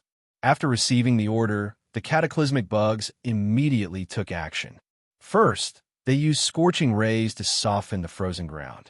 Then, they got the other demons to start digging tunnels.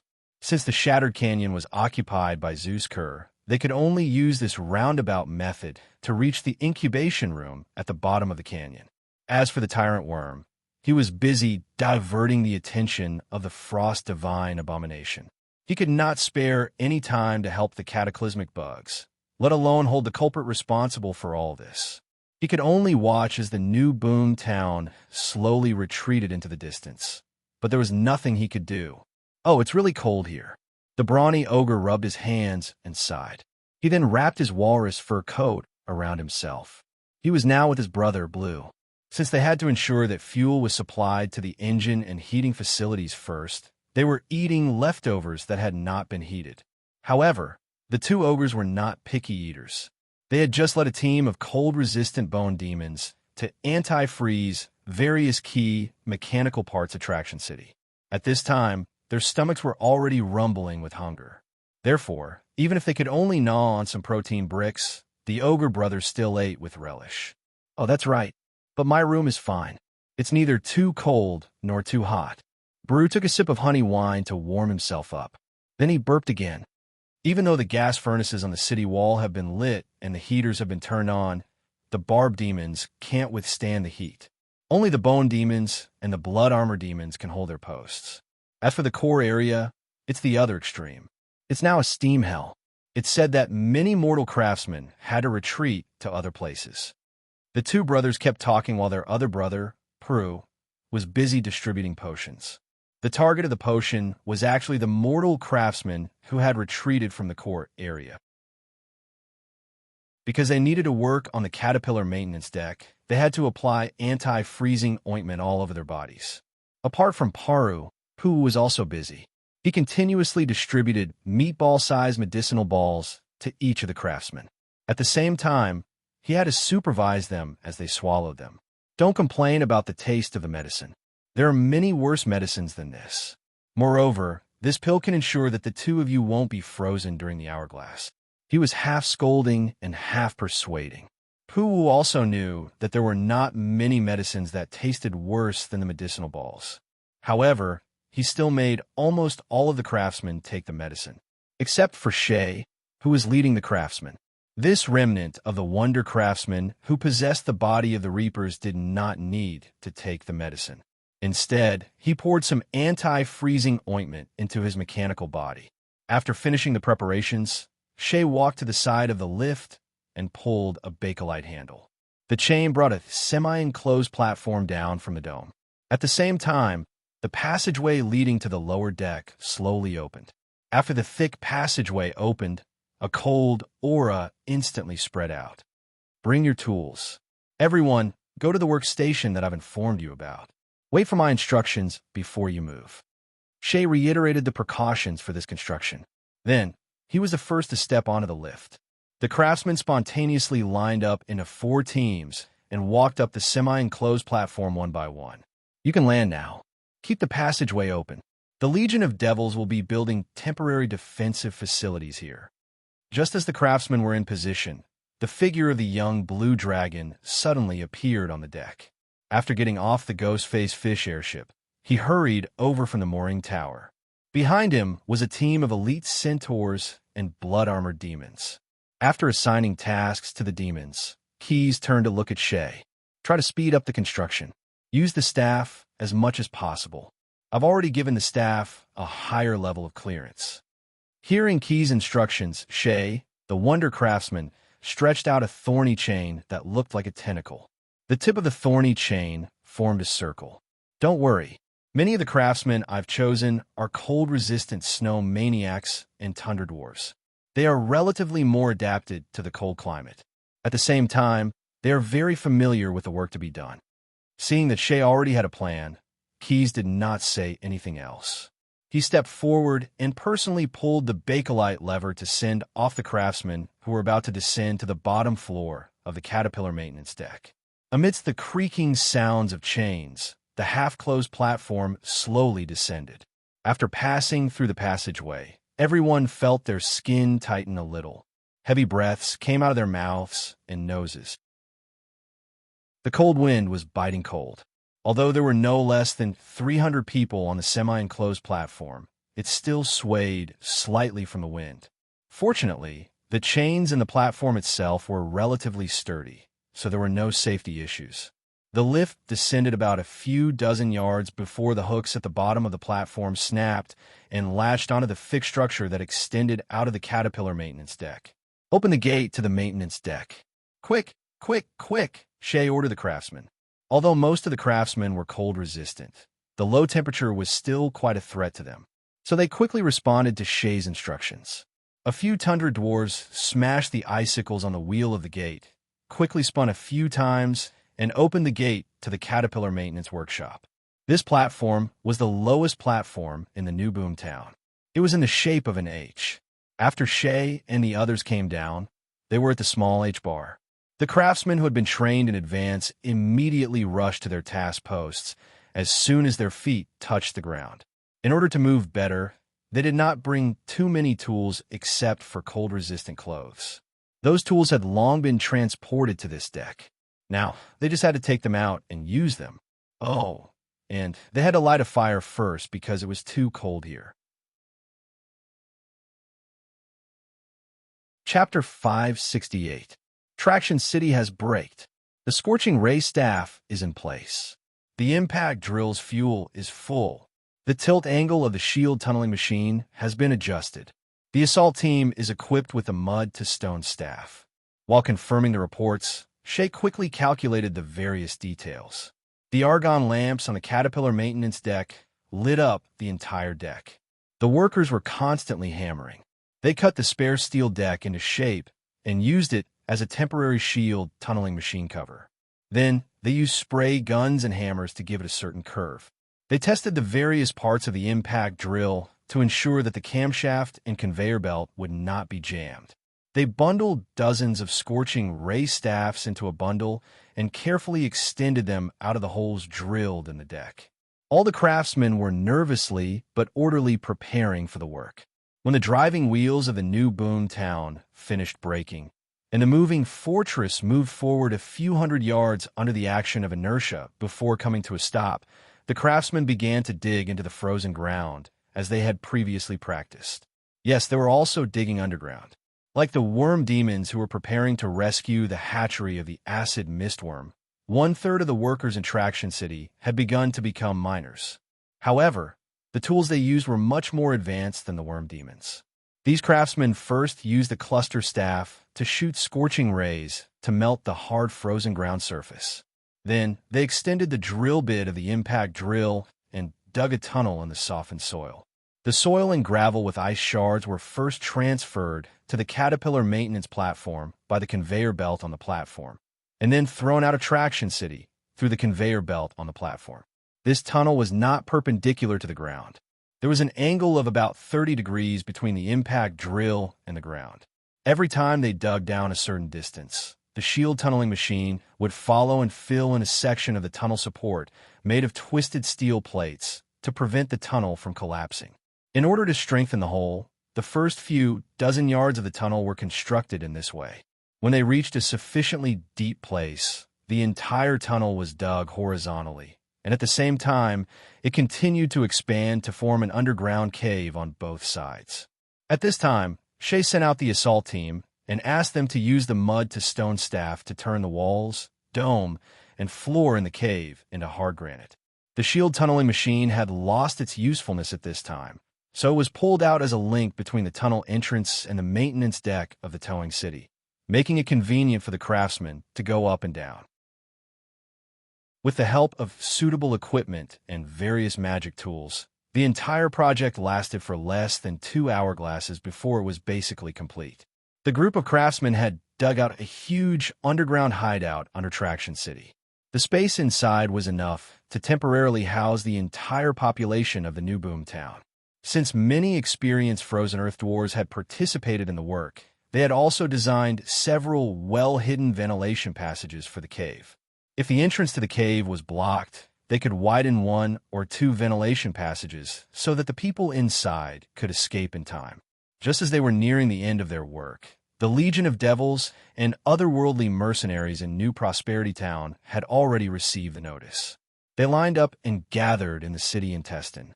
Apart from these soldiers, some equipment had also been dismantled and piled up in the yard, temporarily guarded by the elite guards of the demons. The construction below has been completed. Keys, who had been guarding the lower deck, immediately received Shea's message. He immediately ordered the troops, waiting in the city intestine, open the passage to the lower deck, release the ladder and track facilities. Everyone, line up and follow the signs to enter the underground fortification. At his command, Boomtown, a city where every citizen was a soldier, immediately executed the order. The passages between the decks below the city intestine had all been opened.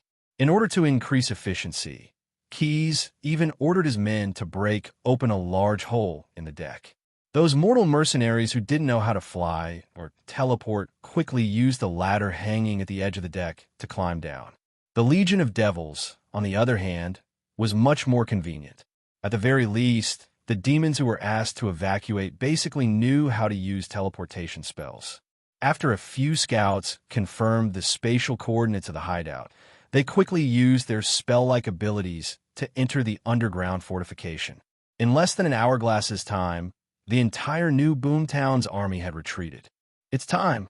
After confirming that the city was empty, Keyes immediately teleported to his audience room.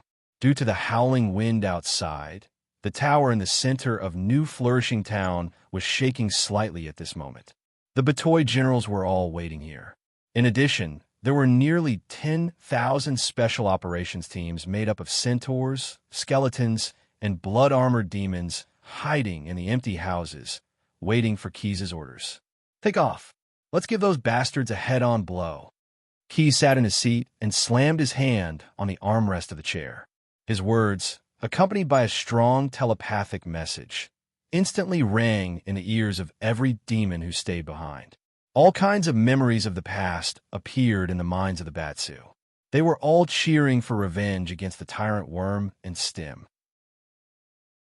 Under the effect of the mice energy core, the 2 super-large magic circles that covered most of New Boomtown were immediately activated. Under the combined effect of Chronomanthal's gravity reversal spell and Euthne's levitation spell, the entire superstructure of the city lightened.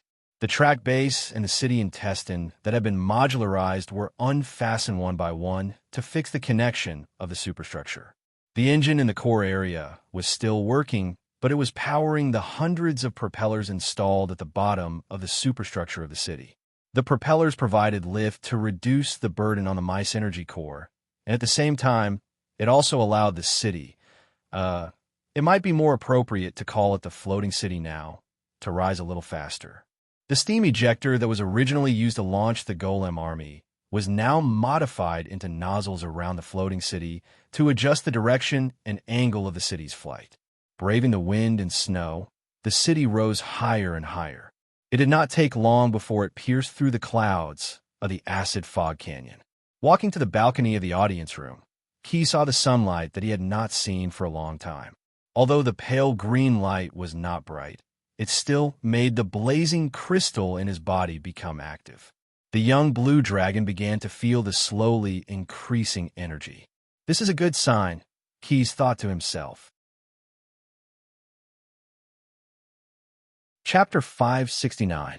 The transformation of the new boom town into a floating city was a good omen for Keyes, but it was an impending disaster for the tyrant worm. However, he did not know all of this.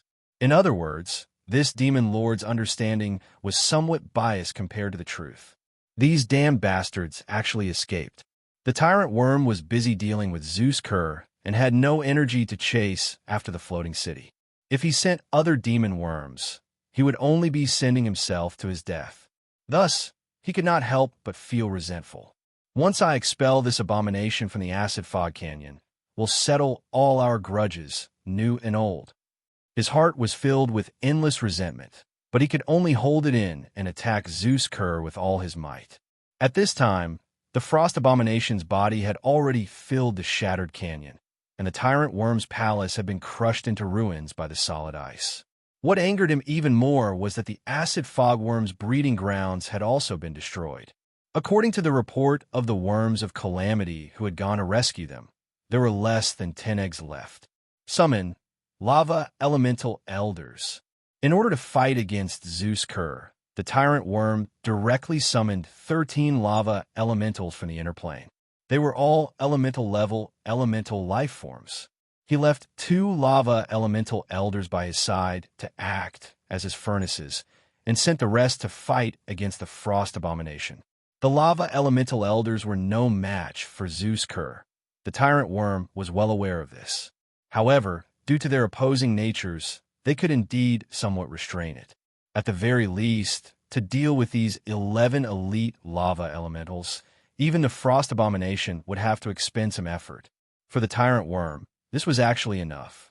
There was no suspense. Most of the lava elemental elders were extinguished the moment they came into contact with a large glacier. Only a few elemental elders who were more knowledgeable managed to escape with their lives. They did not fight Zeus Kerr head-on. Instead, they continuously shot lava arrows at it from afar to harass it. 2 of the smarter lava elemental elders actually set their sights on their companions who had been killed.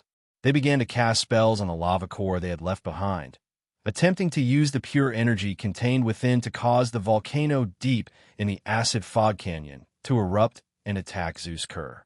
Good idea. Seeing the operation of the 2 elemental elders, the tyrant worm's eyes lit up. His tongue suddenly stretched out, and Helmuter instantly killed the 2 lava elemental elders that were keeping him warm. Then, the dragon subbody turned to the 2 lava elemental elders that were casting spells. In the blink of an eye, a total of 13 lava elemental cores were scattered on the frozen ground. Zeus Kerr, who was not particularly intelligent, was puzzled. He did not understand why the tyrant worm wanted to kill all of its summons. Although the ice abomination had a similar habit of summoning white dragons to fight for it and then torturing them to death after the battle. Wasn't it in the middle of the battle? Could it be that the tyrant worm had changed its mind and wanted to negotiate? What kind of joke is this? Zeus Kerr thought to himself. Little did he know that if the tyrant worm knew what he was thinking, it would have the same thought. Now, he and the frost abomination had become mortal enemies, and there was no room for reconciliation. Even though he knew that the best way to deal with the abomination was to expel it rather than kill it, there was no reason for him not to try if there was a chance to severely injure it. Helmuter quickly chanted an incantation, and at the same time used his hands to draw mysterious trajectories in front of him. The casting materials used were the lava elemental cores that were scattered on the ground. Lava purgatory, underground needle. A total of 13 lava elemental cores exploded at the same time. Under the effect of the spell, the power of their explosion gathered into one and spread only deep into the ground. Like using an embroidery needle to puncture a balloon, the tyrant worm used the power contained in the lava elemental cores to pierce through the soil layer and lithosphere of the acid fog canyon, reaching deep into the asthenosphere where the lava flowed. Due to the huge pressure difference, the lava immediately gushed up the tunnel opened by the spell and finally reached the bottom of the shattered canyon, scalding the large glacier that occupied it. The huge change in temperature caused the rocks and ice to explode at the same time, shooting out abruptly. Zeusker's burly figure even staggered a little. Hearing the angry roar of the frost abomination, the tyrant worm's dragon subbody showed a disdainful expression. Song of Ice and Fire. He snorted coldly. We haven't finished writing yet. What are you in such a hurry for? Immediately after, Helmeter cast a flame shield for himself, and the dragon subbody's body, that is, the tongue of the acid fogworm, immediately ignited with raging flames. With a swoosh, the thick tongue pierced out like an arrow from a bow, and in the blink of an eye, it extended to the front of Zeusker. Incorporeal body. As Helmeter uttered 2 short syllables, his body became incorporeal. It was precisely because of this that he was able to avoid the furious slap of the frost abomination and successfully burrow into its dark glacier body. For this kind of abomination, the damage caused to the surface of its body was very easy to deal with. It only needed some cold air to reconstruct its body. In the previous few rounds of battle, the tyrant worm had already figured out Zeusker's strategy, which was why it chose to attack more aggressively. It went deep into its opponent's body and then cast powerful spells. Once its plan succeeded, Zeusker would have to remove the ice around his body if he wanted to heal his injuries. Otherwise, he would continue to lose blood. However, if the ice defense was removed, Zeusker would definitely suffer from the tyrant worm's crazed revenge. Therefore, it would most likely choose to leave the acid fog canyon plain and flee to its own nest to lick its wounds. In that case, it would not be so easy for it to return to the acid fog canyon plain. At the very least, it would not appear as suddenly as before. Damn it, Zeusker roared. Helmeter turned into an incorporeal creature and kept shuttling around inside Zeusker's body. In addition to casting a flame shield, he also threw many low-grade eternal flames that could burn for thousands of years into the glacier's body one by one. On the other hand, the frost abomination wanted a counterattack. It concentrated on letting the cold air corrode Helmeter's flame shield, but the lava that was constantly condensing and spewing out from under its body made it feel somewhat powerless. What made it even more distressed was that although it had just destroyed a large number of buildings, it did not seem to have extinguished many souls. At the very least, it did not feel tempted by the number of souls that had been extinguished. Where did those guys go? Zeusker was puzzled. Chapter 570. Zeusker had no desire to explore things that he could not understand. He had more important matters to attend to. That damned worm had stuck its tongue into his body. Not only did it leave behind the magical flames that were difficult to extinguish, but had also laid many eggs of a special type of acid mistworm. At this moment, these eggs had already hatched, and the acid mistworms that crawled out of them were desperately reproducing and growing.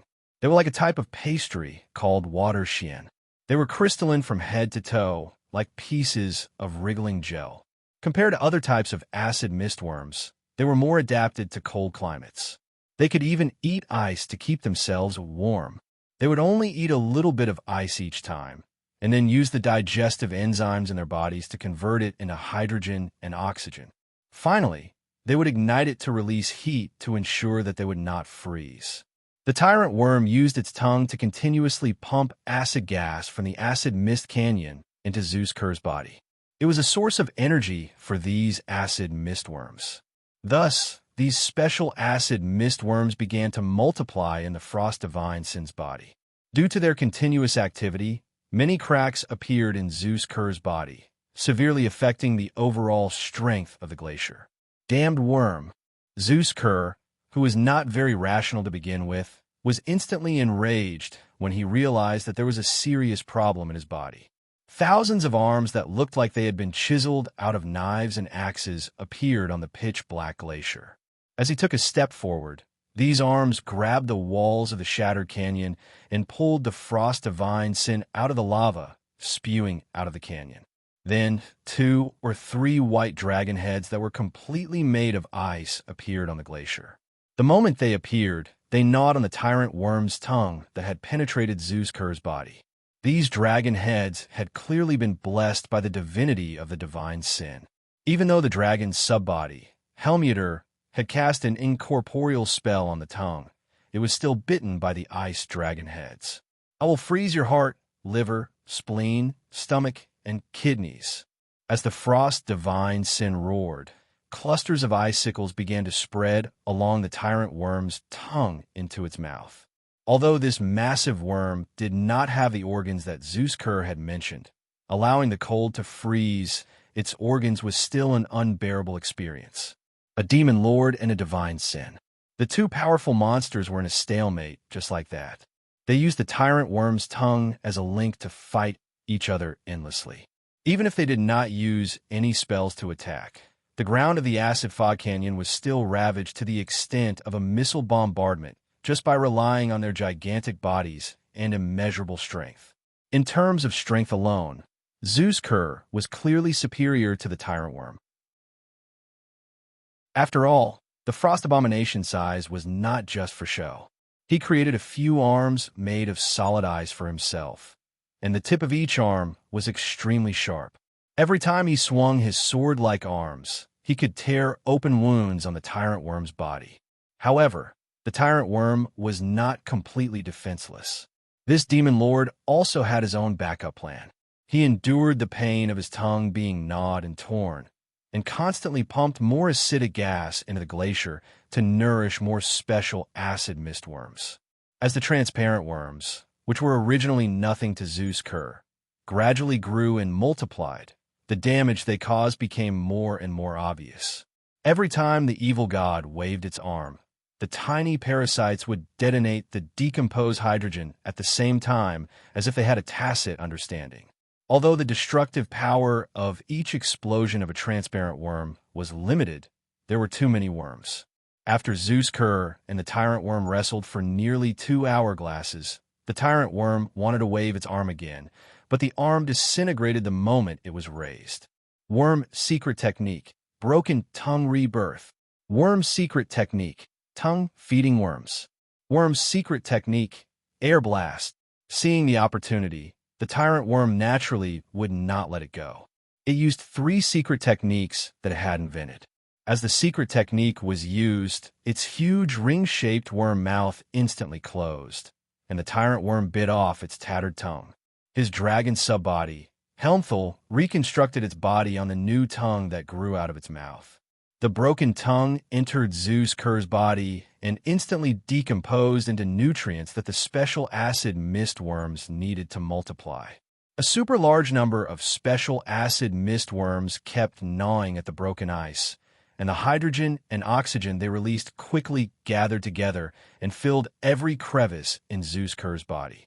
Then, a terrifying explosion suddenly occurred. Cracks began to appear on the surface of the Frost Godbane's gigantic body.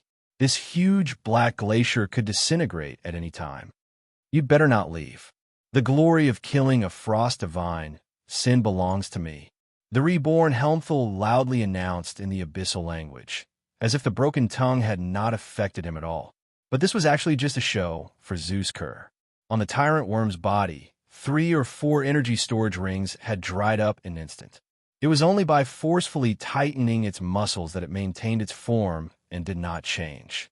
In fact, this demon lord was just trying to scare Zeus Kerr.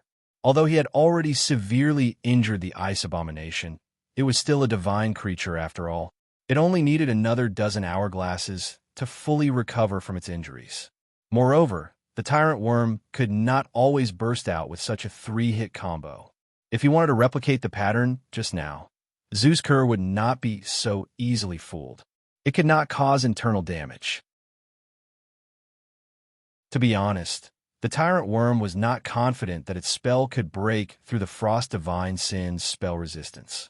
In the end, it was still unknown who would win. So the tyrant worm wanted to scare its opponent.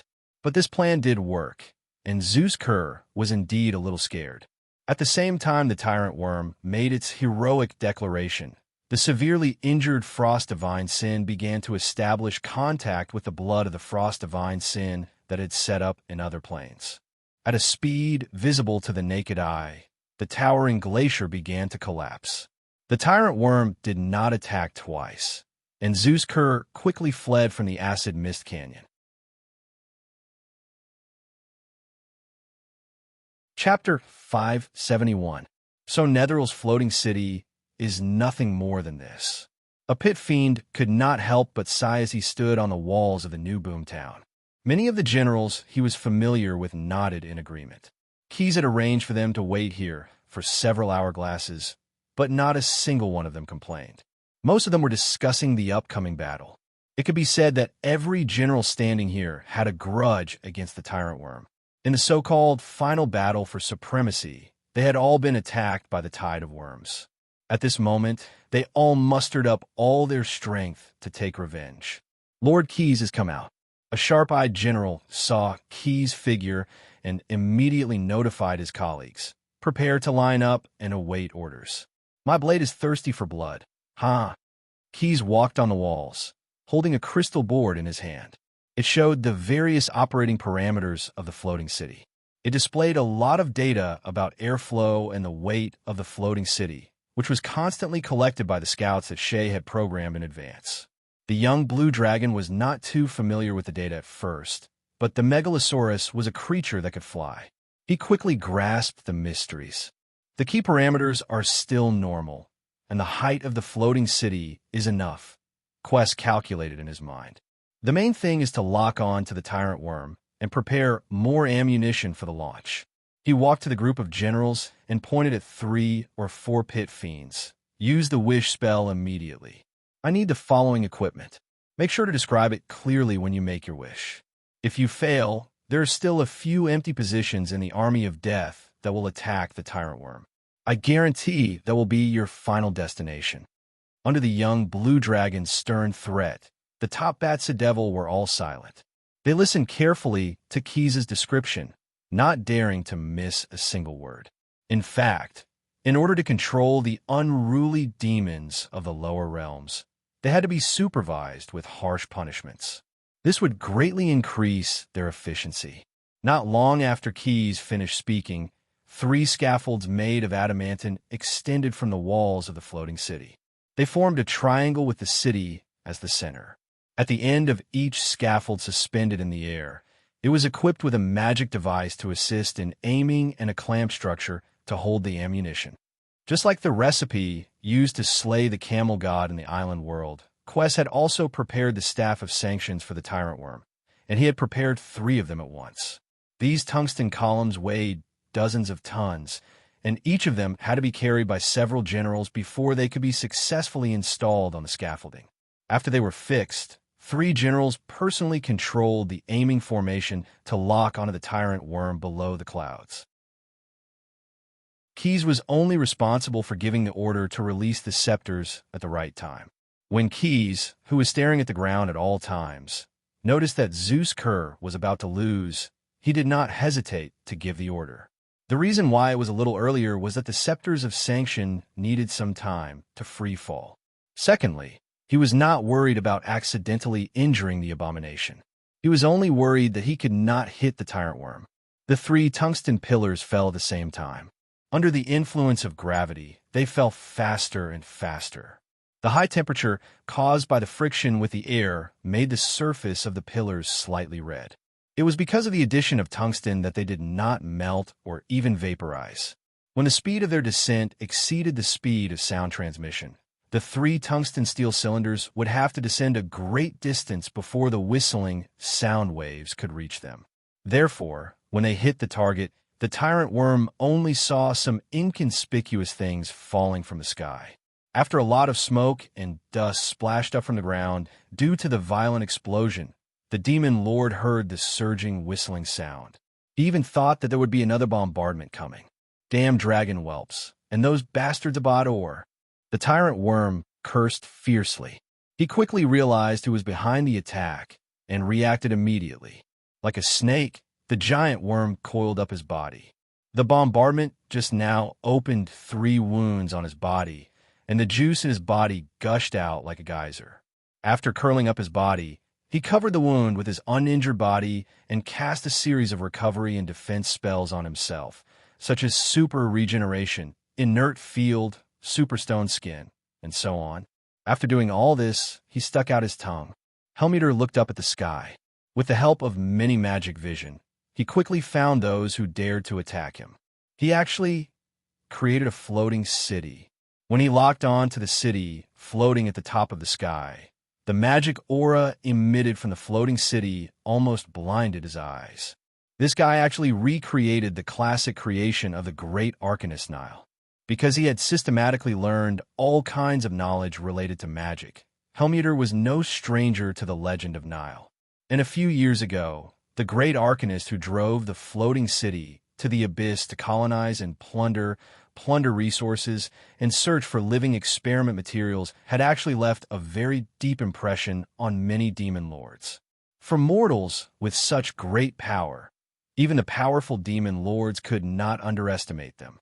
Of course, there were also many fighting methods against the floating city in the circle of demon lords, and these were all knowledge that would be shared free of charge.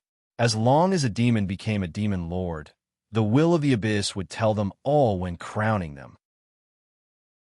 So, when he saw the floating city driven by keys, although he was taken aback at first, the tyrant worm immediately adjusted his mentality and prepared to use the methods passed down by those seniors to deal with the young blue dragon and his floating city. The biggest threat of the floating city actually comes from its undefeatable strategic position, where it can attack or retreat at will.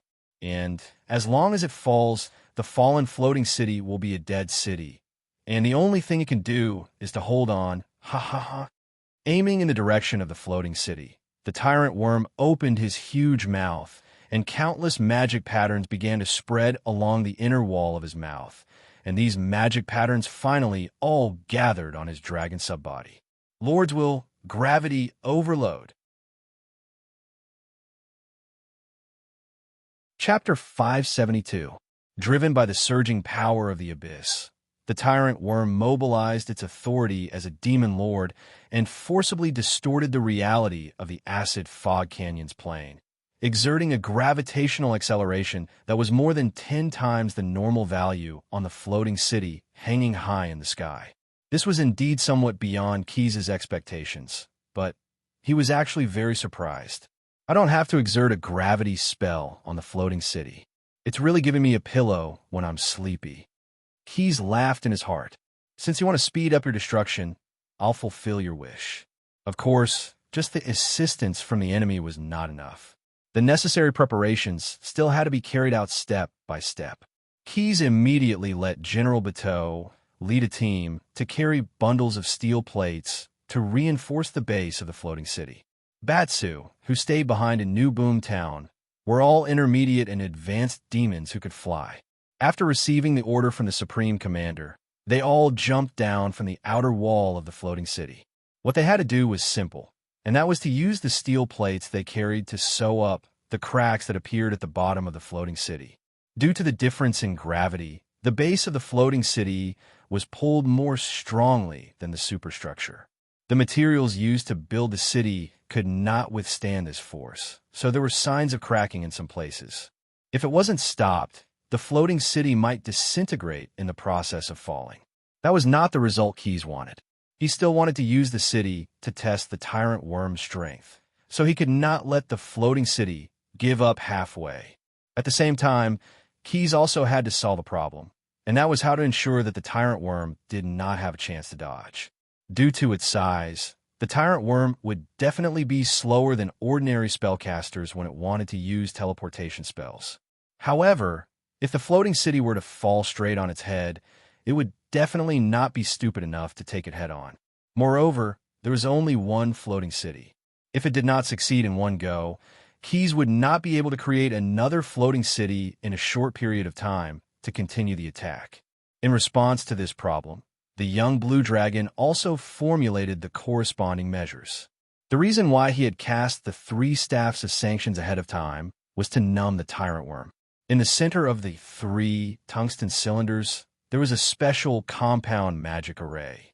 As long as they entered the radiation range of the mice energy, they would be activated. These magic circles would form a portal that would last for more than 10 seconds in an instant, allowing the floating city with powerful kinetic energy to quickly pass through. Moreover, the portal would appear very close to the demon worm to ensure that the demon lord would not have any time to react. In addition, in order not to arouse his suspicions, Keyes had to pretend to constantly cast various spells on the floating city to create the illusion that he wanted to save it from falling. Under Keyes' orders, the demon guards on the floating city also began to cast various spells, such as Fireball, on the tyrant worm. As expected, the tyrant worm was deceived by all kinds of illusions. Looking at the floating city that fell from the sky, his dragon subbody, Hemtar, who was standing with his hands behind his back, let out a savage laugh. As for the spell-like attacks on his body that did not hurt or itch, he did not seem to care, and there was not a hint of anger on his face. Foolish dragon whelps, and those Bator scum, how dare they provoke me in the acid fog canyon? Hemtar said coldly. In my territory, even a god will die if they anger me. As he spoke, he temporarily shifted his gaze from the sky to the shattered canyon that was now in ruins. His words were for the god of virtual games, Stim, who is still there. After killing the Tauren king Buffett and expelling the frost abomination, Zeus Kerr, the 2 consecutive great successes had made him unprecedentedly confident. After destroying the floating city and winning this bloody battle, and with the life of a god as a bonus, the will of the abyss will definitely favor me. That title of Demon Prince, I the Tyrant Worm, will definitely get it this time. He secretly encouraged himself. However, just as he was fantasizing, he actually made a huge mistake. How could he be distracted when facing an enemy? Let's destroy that floating city first. Bastard. Hemtar looked at the sky again, wanting to take advantage of the falling floating city to do something. It would be best if he could wipe out the young blue dragon and the demon guards in the city in one fell swoop. But just as he was thinking about how to attack, the floating city suddenly disappeared without a trace. Could it be a large-scale teleportation spell? Or could they escape to... The demon lord's train of thought was a beat slower. Although he thought of the problem of teleportation spells, he did not think that if they could use teleportation spells, why could they only use it for retreat and not for a surprise attack? As soon as they came into contact with the radiation of the mice energy nucleus, the magic circles in the remains of the 3 adjudicator staffs were activated at the same time. After confirming the coordinates of the location, a huge portal was constructed. And the location where this portal appeared was right next to the tyrant worm. Due to the violent friction with the air, the floating city, which was half melted, flew through the portal in a flat position and then slammed into the body of the tyrant worm. With its huge size, it naturally took care of the demon lord's head. As an honest megalosaurus, Keyes said that he wanted to test the strength of the tyrant worm's head, so he had to hit it on the head. There was no suspense, and the scene of the collision was very exciting. This huge worm that dominated the acid fog canyon was slapped to the ground by the floating city that rushed out from the side. Under the terrible momentum of the city, the defensive spells on his body that were activated passively did not have any effect at all. The entire body of the tyrant worm was exploded in an instant, almost turning into a 2-dimensional picture. The broken flesh and blood also suffered a second blow from the explosion of the floating city. Except for the most solid core engine area, the rest of the city disintegrated in an instant, turning into a torrent of metal and sand that ravaged the tattered body of the tyrant worm once again. Hemtar, who was buried in the sand, was the only remaining flesh and blood of the tyrant worm. As his consciousness was about to fade, he used all his strength to chant the last sentence of the spell. Worm, swarm, gather, together. Chapter 573. As Hemtar said this, the entire plain of the acid fog canyon began to boil. Hundreds of millions of worms, as well as countless acid fogworms, began to gather here. They all felt the call of their creator and desperately moved to the wreckage. They wanted to offer their flesh and blood to rebirth the tyrant worm. The high-level scourge swarms were teleported to Hemtar's side and directly scattered and reassembled their bodies into the dragon's subbody. With the replenishment of flesh and blood, Hemtar repaired his body at a speed visible to the naked eye and gradually regained his ability to move. In the big explosion just now, the tyrant worm, who had no hope of survival, injected most of its life essence into this avatar. And it also hid Hemtar in the depths of its abdomen, using its muscles, sharp teeth, and bones to preserve its last piece of flesh. So, this Hemtar quickly recovered his strength, but without the huge foundation of the tyrant worm as support, he could now barely be regarded as a creature with shallow divinity. At most, he could be regarded as a legendary spellcaster who is not too weak. It's a trap. I have to leave here quickly. I can't reunite here. When his mind began to function normally, Hemtar immediately wanted to use a teleportation spell to leave this place. He knew very well that although the floating city had crashed, the evil dragon cub and those Botor bastards were certainly not buried with it. They would not let him complete the reconstitution of his body. However, just as he was about to put his thoughts into action, a huge claw suddenly reached into the depths of the soil. The claw not only easily interrupted the teleportation spell, but also almost grabbed Hemtar's body in the palm of its hand. The first 2 times we met, I only used my avatar to fight you. It's a bit disrespectful to a demon lord like you. Using his psionic ability, Keys projected his words into Hemtar's mind, and there was no mockery in his words. I think it's very inappropriate. As Keys showed his ability, the soil underground resonated and constantly squeezed Hemtar's newly reconstructed body. This demon lord incarnation had no choice but to come out of the ground. The young blue dragon had transformed into a megalosaurus. In order to completely eliminate the tyrant worm, he was prepared to attack with all his might. The megalosaurus was comparable in size to the tyrant worm. The scales on its body were slightly cobalt blue, and there was a layer of diamond-like crystal film that emitted a hazy halo. Between the scales, there were many faint, dark golden patterns. On its huge head, there were several pairs of sharp horns that curved towards the back of its head, and there were incessant electric arcs lingering around them. The most amazing thing was its eyes. Those 2 eyeballs were like a small version of the eternal blaze. Just looking at them made Hemtar feel a burning pain in his eyes. What kind of monster is this, a blue dragon? Muttering to himself, Hemtar denied his own judgment without hesitation. This appearance, this size, it's simply a nightmare-level monster. It's definitely not an ordinary blue dragon.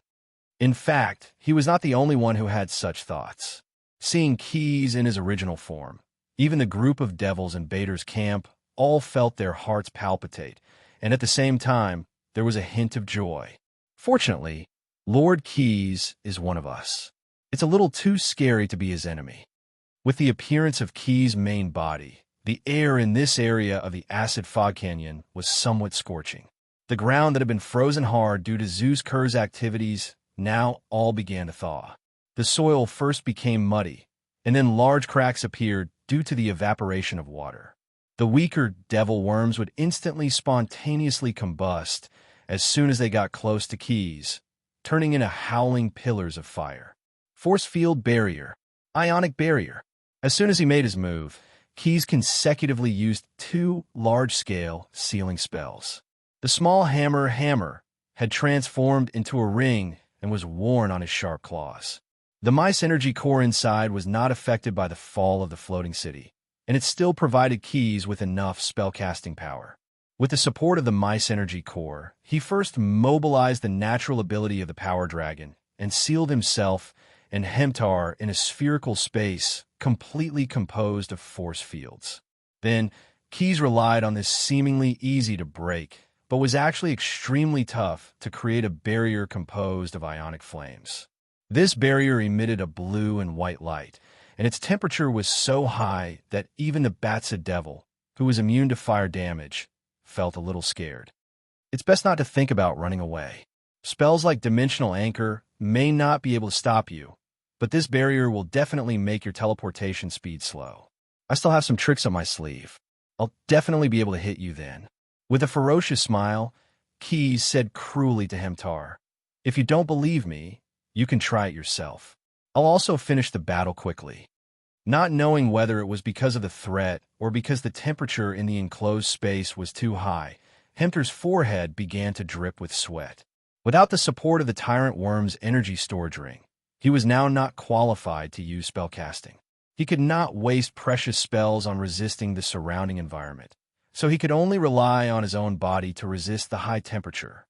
"Your strength is indeed beyond my imagination," Hemtar said calmly. "But have you ever thought that this is my home ground? There's a plane where all the worms and demons are approaching here. How many can your barriers stop? Hundreds of thousands can, millions can, but what about tens of billions? I don't believe that you haven't consumed any." When your power is almost exhausted, when those devil worms rush in, the tyrant worm will appear in front of you unscathed. At that time, how long can you wait? Keys did not pay any attention to his persuasion. Even a god would not be able to withstand a battle of attrition with a plane of devil worms, let alone Keys. However, the devil worms would need time to arrive, and they would also need time to break through the barrier. The key was whether Hemtar could hold on for this period of time. "Don't worry, it will only take a little time. The result will be you dying, and I will live." Hemtar was stalling for time, but how could Keys not be doing the same? Hemtar was waiting for the devil worms to gather, while Keys was waiting for his troops to set up a defensive line. Leaving aside the mercenaries from other planes, many of the Legion of Devils had been on the bloody battlefield before. It was not as if they had not experienced the attack of an entire plane of devil worms. Bardo's army was very experienced in dealing with devil worms. Chapter 574. When the floating city rose into the air, all the military supplies collected by Keys were left in the intestine of the city, so they did not go up in flames along with the city's fall. When Hemtar began to summon the worm demons and acid mist worms, under Kitha's arrangement, the army hiding in the underground shelter immediately took action. Soon, they moved out all the weapons and ammunition in the intestine of the city. Apart from a few damaged by the impact of several explosions, most of them were still in good condition and would not be delayed at all. Use that barrier as a base to build a defensive position. Desert Elf Brock, who is currently commanding the Legion of Devils, the new sheriff of Boomtown, shouted loudly. "Scatter all the golems and mobile constructs." Spellcasters use mud to stone to build a simple fortress. Artillery troops move to Hellscream. "We have enough shells this time." According to Key's instructions, Brock issued these orders one by one. Because he held the seal entrusted to him by Keys, even the rebellious Bador generals had to obey his orders. Not long after, more than 30 nested fortresses rose from the ground with the barrier emitting a blue and white light as the center. At this time, the fiend's worms in the entire acid fog canyon had gathered in groups and were rushing towards the defensive position from all directions. Although they did not have the command of the cataclysmic swarm, these worms had also become very fanatical and belligerent after receiving the call of the creator of the population. They formed the most traditional demon army mode, wanting to flatten the position of the Bator army with their advantage in numbers. In the face of this familiar combat method, the first to attack were still the Hellscream. On top of the granite bastions created entirely by magic, the cannoneers from Bator spread out their arms and kept repeating the process of load, fire, and clean up. A large number of shells were like a dense swarm of bees, smashing down on the front line of the worms. Accompanied by the deafening sound of the cannons, the worms at the forefront gradually slowed down. They gradually became the so-called cannon fodder, leaving only broken limbs and limbs on the ground. However, even after suffering such a fierce blow, their enthusiasm for battle was not affected at all. Wave after wave of worms surged forward, launching wave after wave of attacks. In addition to the offensive on the surface, many demons also launched a pincer attack on the Bator army from both the sky and the ground. They attempted to use this method to tear open a hole in the defensive line of the Bartho army, so that more worm demons could directly attack the barrier set up by Cuz to support the remnant body of the demon lord that was barely holding on. However, to the soldiers of the Batsu people, the worms' tactics were not unfamiliar to them. Many intermediate and senior demons with the ability to fly immediately rose into the sky with their subordinate squads. They formed a special air combat formation and constantly strangled the worms that rushed over. The flying demons that were parasitized by the acid mist worms were mostly Vrox or fly demons at first. They could be used for reconnaissance or small-scale infiltration, but they were no match for the bone demons or horn demons in a head-on battle. Even if there were more demons, they could not gain any advantage in a short period of time. The demons' response to the underground attack was more direct. They dismembered the inferior demons and bloated demons that they regarded as resources and sacrificed them with other resources to the 9 prisons of Bader, temporarily turning the battlefield into part of the territory of the 9 prisons of Bader. In this soil that was filled with the power of order, ordinary worms were like live fish thrown into boiling water. They would not last long before they became exhausted. As for the worms that wanted to use the advanced teleportation spell to break through, they found that the spell-like ability that was as easy as eating and drinking had become extremely difficult to use. Even if they were lucky enough to cast it successfully, the location they were teleported to was completely different from what they had expected. Many of these worms even appeared directly in front of the barbed demon axemen who were sharpening their swords, and the result was naturally a tragic slaughter.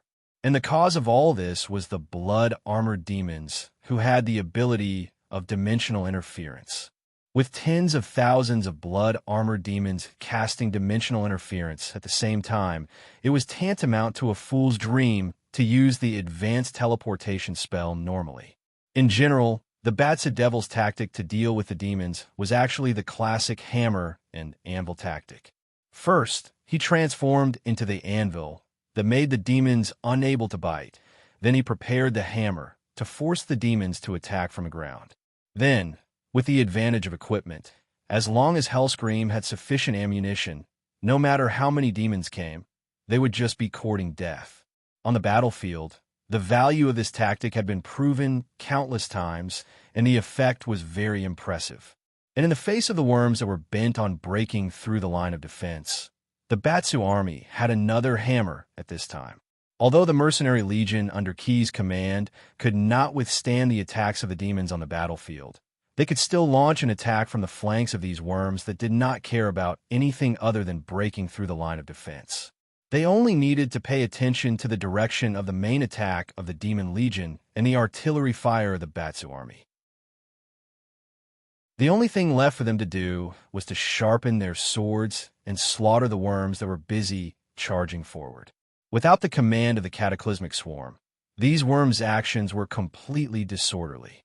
Under the urgent summons of Hemtar, they simply had no time to worry about whether their own kind was attacked, let alone whether they should support their teammates who were being slaughtered.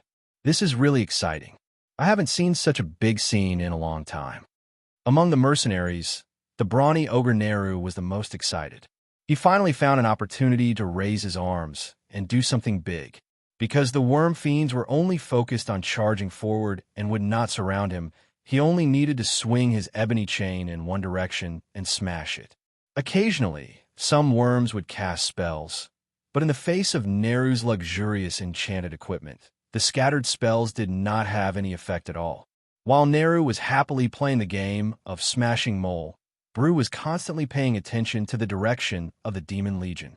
The smart ogre gourmet was always able to stop his brother's reckless actions in time to ensure that they led the team to the flanks of the worms and efficiently harvested the worms. Chapter 575. The cannons roared and the cavalrymen rampaged. The helminth worms were like wheat that had been cut by a sickle. They fell to the ground one by one, but they continued to advance. All the helminth worms in the entire acid fog canyon gathered here. It was a vast and boundless sea of helminth worms. The cannons are overheating. They're going to explode if they keep firing. After a dozen rounds of Hellscream, many Batsu cannoneers realized that the cannons were overheating. Among them, some of the more skilled ones were assigned spare cannons. They rotated the cannons so that the cannons would dissipate the heat. Some of the less skilled ones could only use manual projectile devices as a replacement. By turning the joystick, the large gears would drive the small gears to launch the cannonballs with fuses. Although the cannonballs launched in this way would not reach as far as cannons, many of the helminth worms had already reached the front of the redoubt. There was no need to worry about the cannonballs being wasted. Apart from the problems with the cannons, after fighting for several hourglasses, even if they were only bleeding the helminth worms on the flanks, the strength of the mercenaries from the other plane was reaching its limit. If it weren't for an expert like Neru the Ogre leading the way, those fellows might have fallen into the horde of hellish worms several times already. Use the cobweb spell to restrain the Hezru. Bru the Ogre stood on top of the steam tank. He stood in front of his brothers while commanding dozens of orc wolf riders. Don't let get close. That kind of helmet stinks. After receiving the order, the orc wolf riders of the Fezzik family ran out. Each of them held a staff with a bifurcated tip in their hands. With a light swing of the staff, they could shoot out a spellweave spiderweb. When they got close to the Hezru, they worked together. A dozen cobwebs wrapped around the ugly toad like Hezru. Although the Hezru was not weak, with a dozen cobwebs entangled together, the Hezru could only struggle in vain and could not move at all. After completing their mission, the orc wolf riders did not stay any longer. They immediately turned their mounts and ran back to their formation. As for how to deal with the immobilized Hezru, it was naturally the responsibility of the worm demons. Because he was blocking the path of the other demon worms, he was soon brutally killed by his own kind who rushed up from behind. How ruthless! As expected of a demon, haha. Seeing the fate of the berserker demon, Bru sneered. He had already used this method to make the worms kill each other many times. Moreover, the infighting of those fellows also gave the mercenaries time to adjust and avoid the path of the demon worm's charge. As Blue spoke, he turned the steam tank's turret towards the demon worm. A group of gray dwarves were driving the vehicle. They had just finished adjusting the pressure of the steam accumulator. With the help of steam, the crossbow mounted on the turret could be automatically loaded. All Blue had to do was to aim at the target and press the airlock to fire. Whoosh, whoosh, whoosh. The arrows formed a barrage and shot towards a group of fiend worms that were charging with their heads down. Each arrow contained explosives and a small amount of silver powder. When they hit the target, they would explode and spread a small amount of silver powder. Although there was not much silver powder in each explosive arrow, as the saying went, sand makes a tower, and many a little makes a mickle. When all the arrows were fired, a mist made of silver powder appeared on the charging path of the demon worm. Most of the time, silver weapons would cause some damage to the lower realm creatures. In terms of effect, if one did not use silver weapons to slash the demons, it would not cause as much damage as if the silver powder was scattered.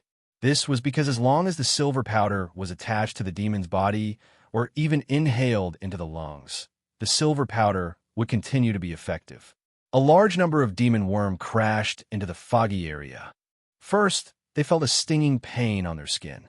Then, they inhaled the air with silver powder, and their internal organs began to feel as if they were bitten by poisonous insects. These demon worm clutched at their throats and coughed continuously. As they slowed down the charging speed of their comrades, they were slaughtered by the other demon worm. The mercenaries from the other plane took this opportunity to retreat to a nearby temporary fortress built by the demons. The mortal mercenaries from the other plane would rest there for a while before moving to another redoubt. Just like the leapfrog strategy, they relied on the redoubts as footholds and constantly weaved in and out of the flanks of the demon worm. Of course, not all the mercenaries from the other plane stayed in the same team. If there were too many of them, it would be easy for them to fall behind. They split into 3 groups, led by the 3 ogre brothers, the Demolic Snade, and the sacred warrior Jensen. They constantly nibbled away at the demon worm, causing it to bleed as they charged. According to the abilities of the commanders, the 3 teams used different tactics. The 3 ogre brothers used the leapfrog strategy. The Demolic Snade naturally used the nurturing battle. With the support of the mice energy core, the demon worm that fell in front of him would all turn into undead and serve him. Jensen led the mercenaries from the other plane who had converted to the path of the sacred warrior and charged straight into the demon worm army, specifically choosing the powerful demon worm to decapitate them. Although the tactics used were different, they all completed the tasks they shouldered relatively well. In addition, with the Devil as the anvil to resist the demon worm's frontal attack, the demon worm in the entire acid fog canyon attacked for half a day without breaking through the defense line, which was less than 1/10,000th of the total number of defenders. Hemtar, who was fighting a decisive battle with Keys in the barrier, had lost the advantage of being on his home ground and did not have any chance to replenish his strength. Of course, as time passed, the Bartho Expeditionary Army's Hellscream shells gradually ran out, and the demon guards had to fight the demon worm in close quarters. As for the mercenaries from the other plane, due to the lack of physical strength, there were gradually signs of people falling behind. Their numbers had decreased by nearly 1/3, and they were reaching their limit.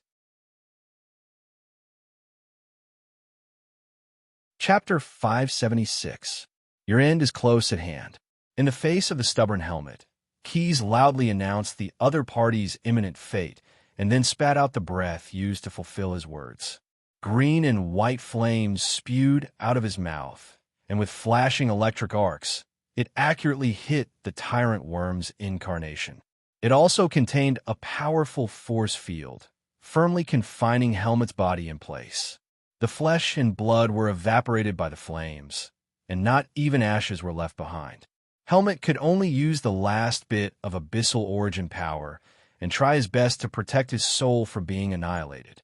At this moment, he no longer had the courage to continue fighting. He only wanted to try to use this bit of abyssal origin power to protect his soul and escape from the young blue dragon's terrifying boundary. I'm the lord of the acid fog canyon plane. I'm the creator of billions of acid fogworms. I won't disappear like this. He used his remaining obsession to constantly motivate his soul to ensure that it would not gradually sink into oblivion. But how could Keys be easy to deal with? After destroying his body, the young blue dragon naturally would not let his soul go. Moreover, Keys also wanted to try his new ability to see if he could directly erase the other party's soul from the concept. After returning from the abyss to the acid fog canyon plane and accumulating for a while, the quantum energy in Keys's body had gradually filled up.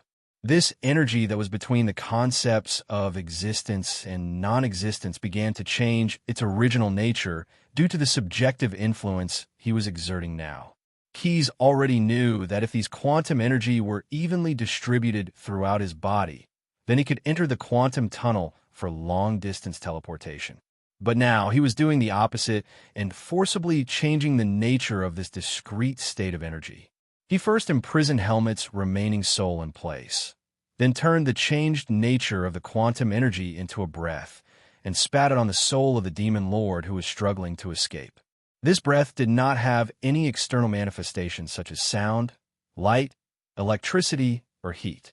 Only Keys, who was adapted to quantum energy, and the tyrant worm's soul that endured this breath could feel its power. After withstanding the breath, Hemter's remaining sense of existence instantly vanished. It was completely erased from the concept of existence. When the worm tyrant was completely annihilated, all life forms related to it, be it the fully evolved worm demons, the unfinished parasitic acid mist worms, or the creatures controlled by the demon lord and contracted with it. All of them felt its demise. The demon worms that wanted to attack the Bateau Expeditionary Army's defensive line stopped almost at the same time. Without the tyrant worm's orders, these fellows who were already on the brink of collapse began to retreat. Coupled with the fact that the demon soldiers had also begun to counterattack, they quickly scattered like birds and beasts, desperately turning to flee. In the middle of the Bateau Expeditionary Army's defensive line, the two layers of barriers suddenly shrank inward and were finally swallowed into the stomach of a huge behemoth. This scene was witnessed by many of the commanding generals. At first, they were slightly surprised, then they were overjoyed. Then, they shouted in unison, "The tyrant worm is dead. We have won this bloody battle." Infected by the emotions of the higher-ups, every Batsuit devil became inexplicably excited. They all cheered excitedly and repeated the same words in purgatory. "Victory to Bateau! Victory to Bateau!" Compared to the excitement of the legion of devils, Keys, who had won, was very calm. He spread his wings, flapped them, and soared into the sky. Don't let your guard down. The hatching grounds of the acid mistworm haven't been completely cleaned up yet. After saying that, he paused for a moment before adding, "What I want to do to that despicable race is to eliminate them completely." In fact, when besieging Hemtar, he had also made other arrangements. The floating city that fell from the sky did not suffer much damage to its solid core engine. The clockwork Megalosaurus quickly used its mechanical body fusion to first fuse with the mechanical core engine, then transform back and dismantle the core engine. After retrieving the most valuable items from the floating city, the legendary tier Mechanical Construct followed Quest's instructions and began another mission of its own. With the help of the all-pervasive clockwork scouts, it found the resting place of some of the acid mist worm eggs that had been rescued by the cataclysmic worms. Now, there was no defense at all. The clockwork Megalosaurus moved quickly along the bottom of the broken canyon. After the havoc of Zeus Kerr, coupled with the underground volcanic eruption caused by the tyrant worm, the canyon had become even more broken. Because it had just endured the double test of cold and heat, the rock shelves had become very fragile, and from time to time, they would collapse and fall to the bottom of the canyon. With the size of the clockwork Megalosaurus, it could only squeeze through the cracks, and as it kept bumping into rocks, it caused more and more rocks to collapse and collapse. Along the way, it would use the radio transmitter installed in its body to send a message to Keys every once in a while. So when Keys completely dealt with Hemtar, he immediately determined the location of the clockwork Megalosaurus. So Keys only left the mercenaries from the other plane to garrison and take over the redoubt of the demons, while the Batsu soldiers who had just experienced a planar war did not have any chance to rest. They had to immediately set off to pursue the clockwork Megalosaurus and cut off the roots of the acid mistworm race. As a creature of the lawful evil alignment, Keys had to fulfill his promise to eliminate the root of the problem. Even if the possibility of the tyrant worm being able to revive with the aid of the acid mistworm eggs was not high, it was still necessary to completely eliminate this hidden danger. Since most of the demons could use advanced teleportation at will, and there were no worms to hinder their march, their speed was very fast. With the location reported by the clockwork Megalosaurus through the radio, they followed the many traces left by the golem creature squeezing the rock walls. Not long after, Keys led the morale of the Batsu soldiers to the clockwork Megalosaurus. However, it did not seem to be cleaning up the acid mistworm eggs, but was confronting someone. "It's that Stim." He appeared in the new acid mistworm hatchery. From the transmitted radio waves, Keys interpreted the message that the clockwork Megalosaurus wanted to convey. He turned his gaze to the opposite side of the mechanical Megalosaurus, and sure enough, at the entrance of a dark cave, there stood a figure that was not very tall. Chapter 577. Picking up a bargain? Picking peaches? Looking at the figure of the dwarf god, Keys could not help but frown. However, no matter what the other party's intentions were, no matter if the other party was a god or not, As long as it harmed his interests, Keyes would definitely fight it to the end. After all, he was no longer the same person he was yesterday. Through stage after stage of growth, Keyes had become an existence that could be compared to all the predecessors of the mutated dragons, and even surpassed them. He had perfectly adapted to the energy of the gold dragon, the power dragon, divinity, and even the quantum realm, and now he had the ability to wrestle with the gods. His previous strategy was to grow slowly instead of grow slowly, and blindly kneeling would not build his prestige. At a certain stage, when it was time to rise, he must rise decisively. This was also a strategy. Every powerful existence in the multiverse had once used blood and fire to announce their position. Only then could they gain the respect of others. Start digging. The target is the newly hatched egg of the acid mistworm. If that stem dares to obstruct, immediately attack it. Keyes gave the order to the clockwork Megalosaurus, and then he gave the following instructions to the Bateau Legion. There are traces of the god of virtual games stem up ahead. You've arrived at the right time. Get ready to slaughter the gods.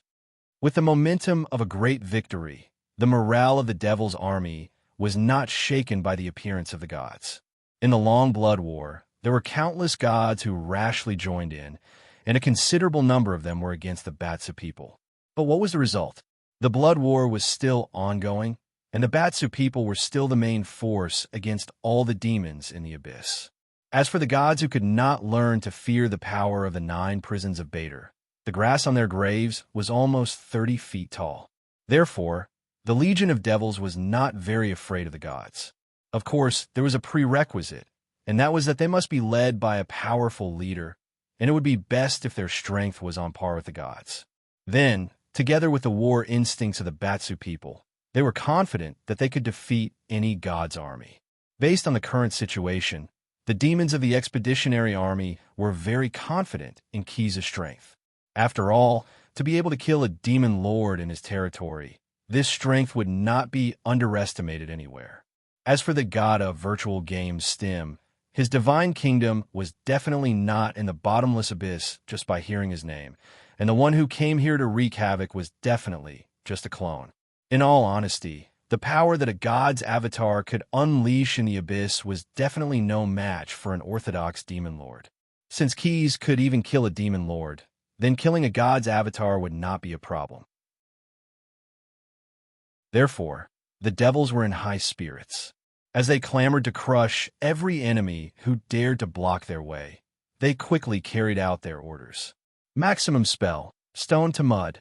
Seeing that Stem was blocking the entrance of the cave, and that the cave was a little too narrow for him, the clockwork Megalosaurus directly used a powerful spell on the rock wall.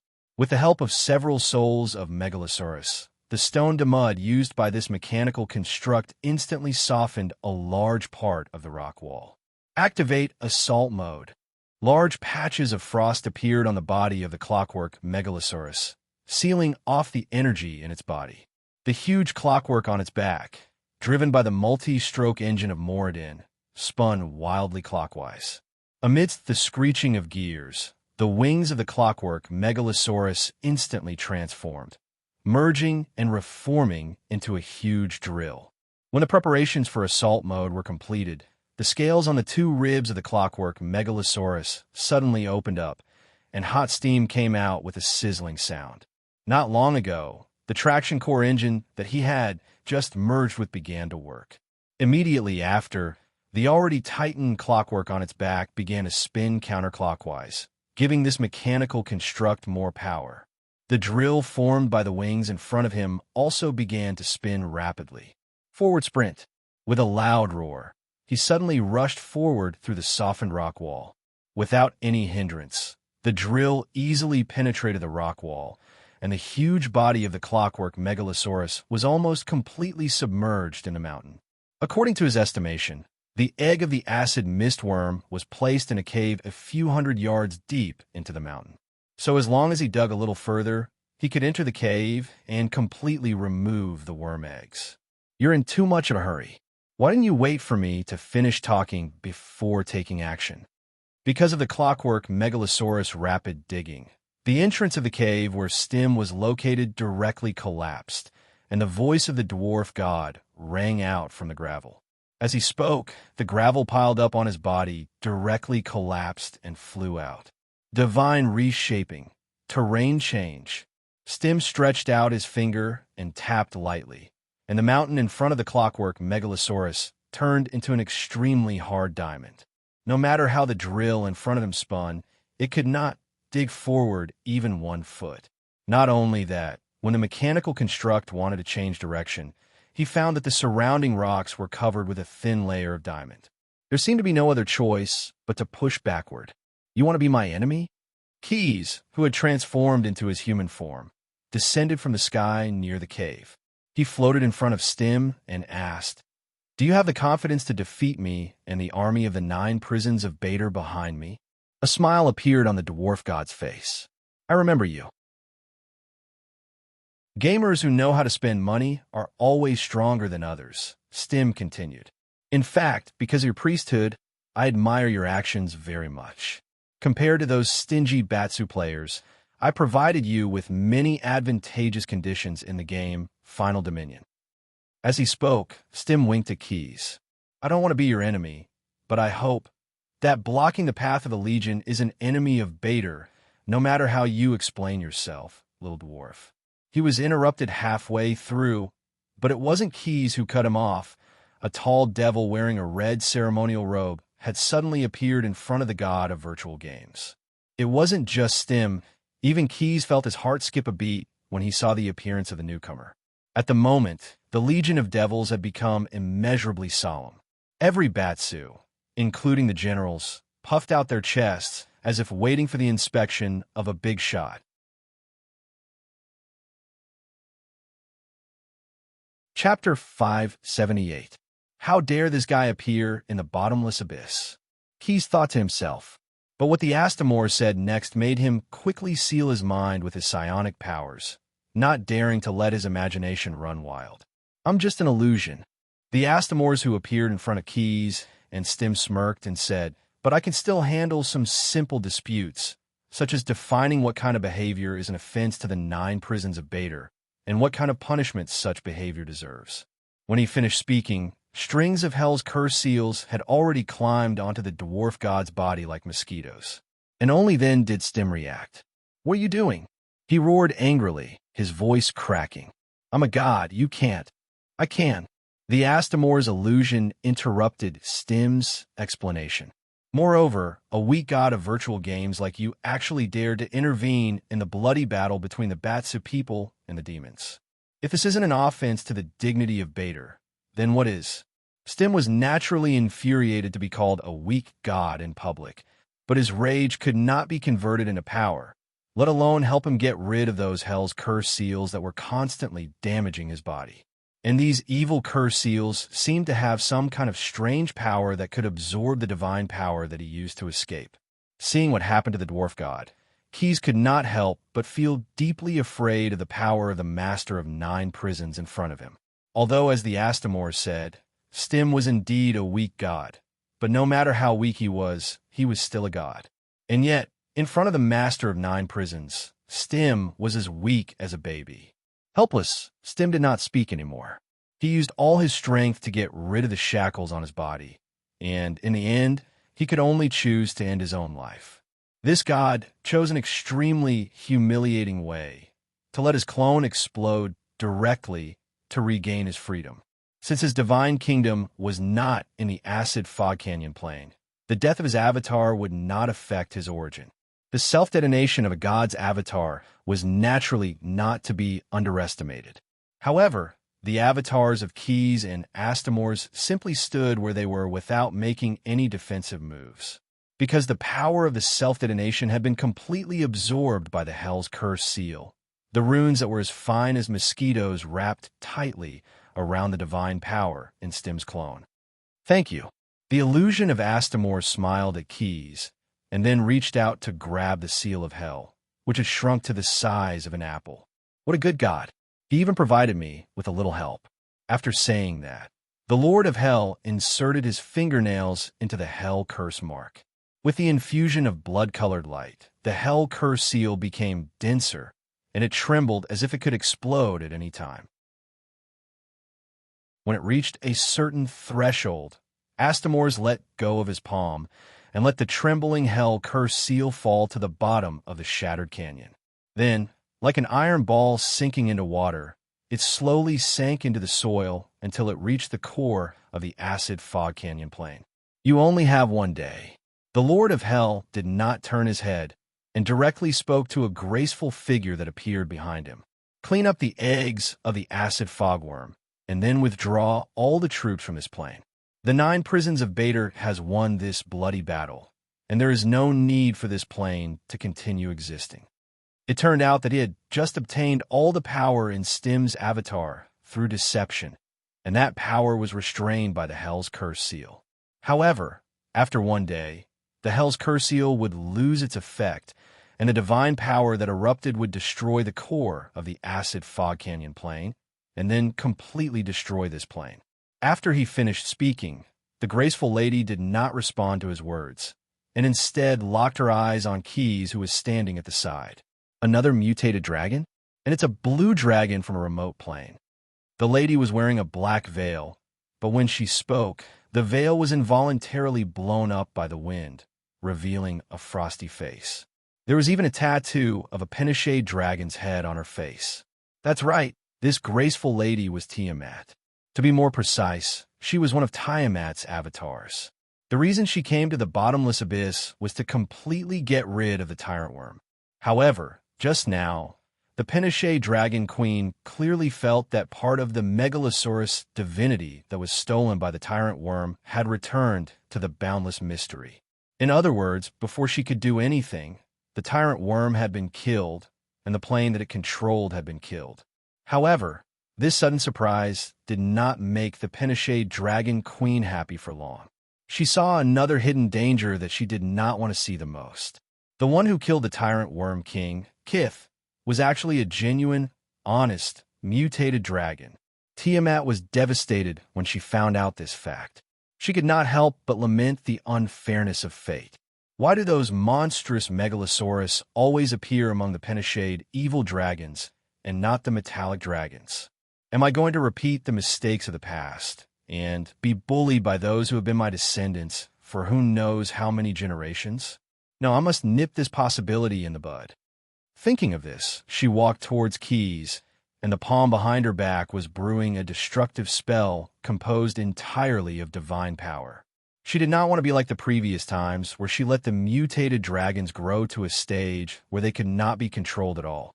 By then, it would be her, the Pinochet Dragon Queen's, turn to suffer. Your Excellency Astamores, Keys suddenly spoke. Hearing Keys calling him, the Lord of Nine Hells, who was standing at the side and watching the show, nodded with a smile. May I ask what is the matter? It can be said that you have contributed greatly to the Bader Expeditionary Army's victory in this bloody battle. Don't worry, when we retreat to the 9 prisons of Bader, I will personally award you. Like hell, I'll believe you. Keys complained silently in his heart, but there was a hint of joy on his face. However, he immediately said in a serious tone, I have something to report to you. That Stim still owes the entire Bader Expeditionary Army a portion of the debt that has not been repaid in this bloody battle. According to the records of Bader's wartime management regulations, as the Expeditionary Army's commander who was elected, that is me, I have a responsibility and obligation to protect the interests of the 9 Hells Abator. Only by collecting that portion of the debt from them can this bloody battle truly be considered over. Don't even think about delaying it. Tiamat's clone took 2 steps forward, but a pair of large hands were placed on her shoulders. Unknowingly, the illusion of Astamores stood between Tiamat and Keys. There's no need to say more. The rules of the 9 Hells are ironclad and cannot be changed at will.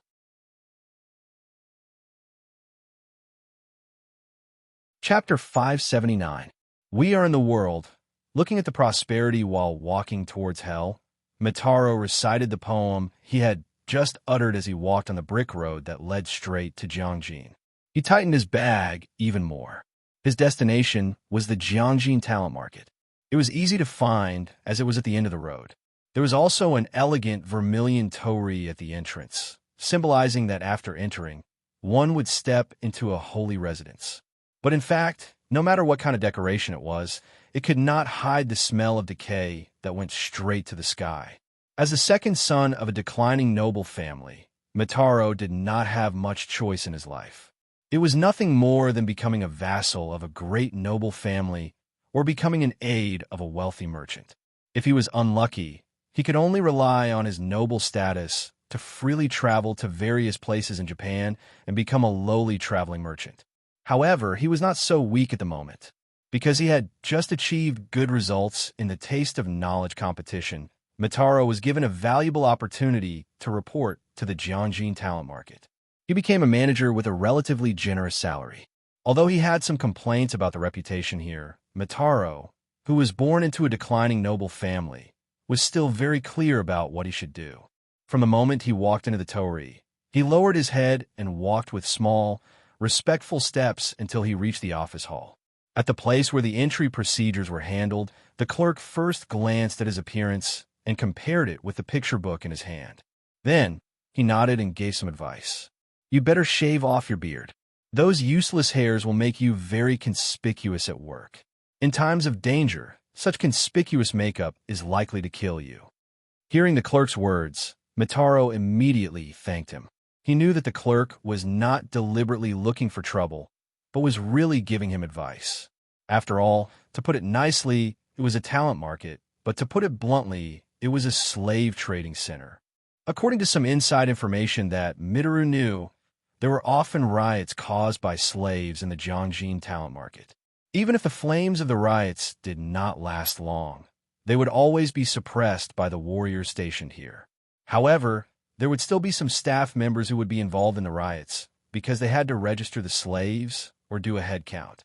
These unlucky fellows naturally became the target of the anger of the rioters. The lucky ones would be killed directly, and the unlucky ones each had their own misfortune. The results were too horrible to look at, and with a carefully groomed noble beard, when the riots broke out, it was simply a target for the angry slaves. There was no place to hide. The clerk expressed his goodwill, and Mitaro thanked him repeatedly. He also took out one of the only 3 small gold coins he had and secretly stuffed it into the clerk's hand. As the saying went, if you eat someone's food, your mouth will blind your hands. After accepting Mitaro's benefits, the clerk immediately stamped the many procedures that would normally take half a day to complete in half an hourglass. Not only that, the clerk had also arranged for a training specialist for Mitaro. In just a few days, he had transformed from a newbie who was completely unfamiliar with the Jianjin talent market to a highly skilled steward in charge of the registration of new slaves. For a few days, Mitaro was busy at the freight dock. Like the other stewards, he commanded his counting staff, abacus, and copyists to count the number of slaves disembarked from the slave ships of the overseas colonial outposts, as well as to evaluate and register them.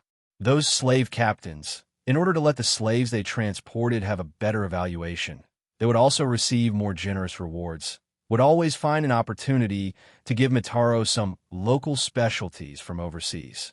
Every day when he got off work, Mitaro's waist pocket was heavy.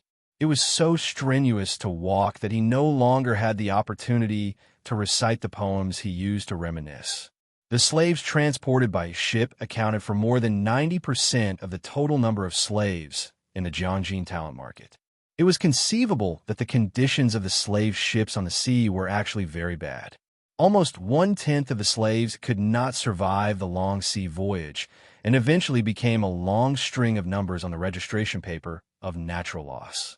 A few months ago, the Neon Empire's gamble of national fate failed, and the Vanguard Army suffered a crushing defeat in the United States.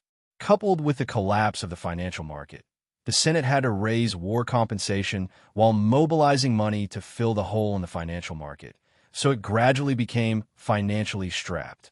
In order to relieve the pressure on the treasury and the aristocratic families, the Jianjin talent market, which was the main financial growth industry of the empire, now had new business.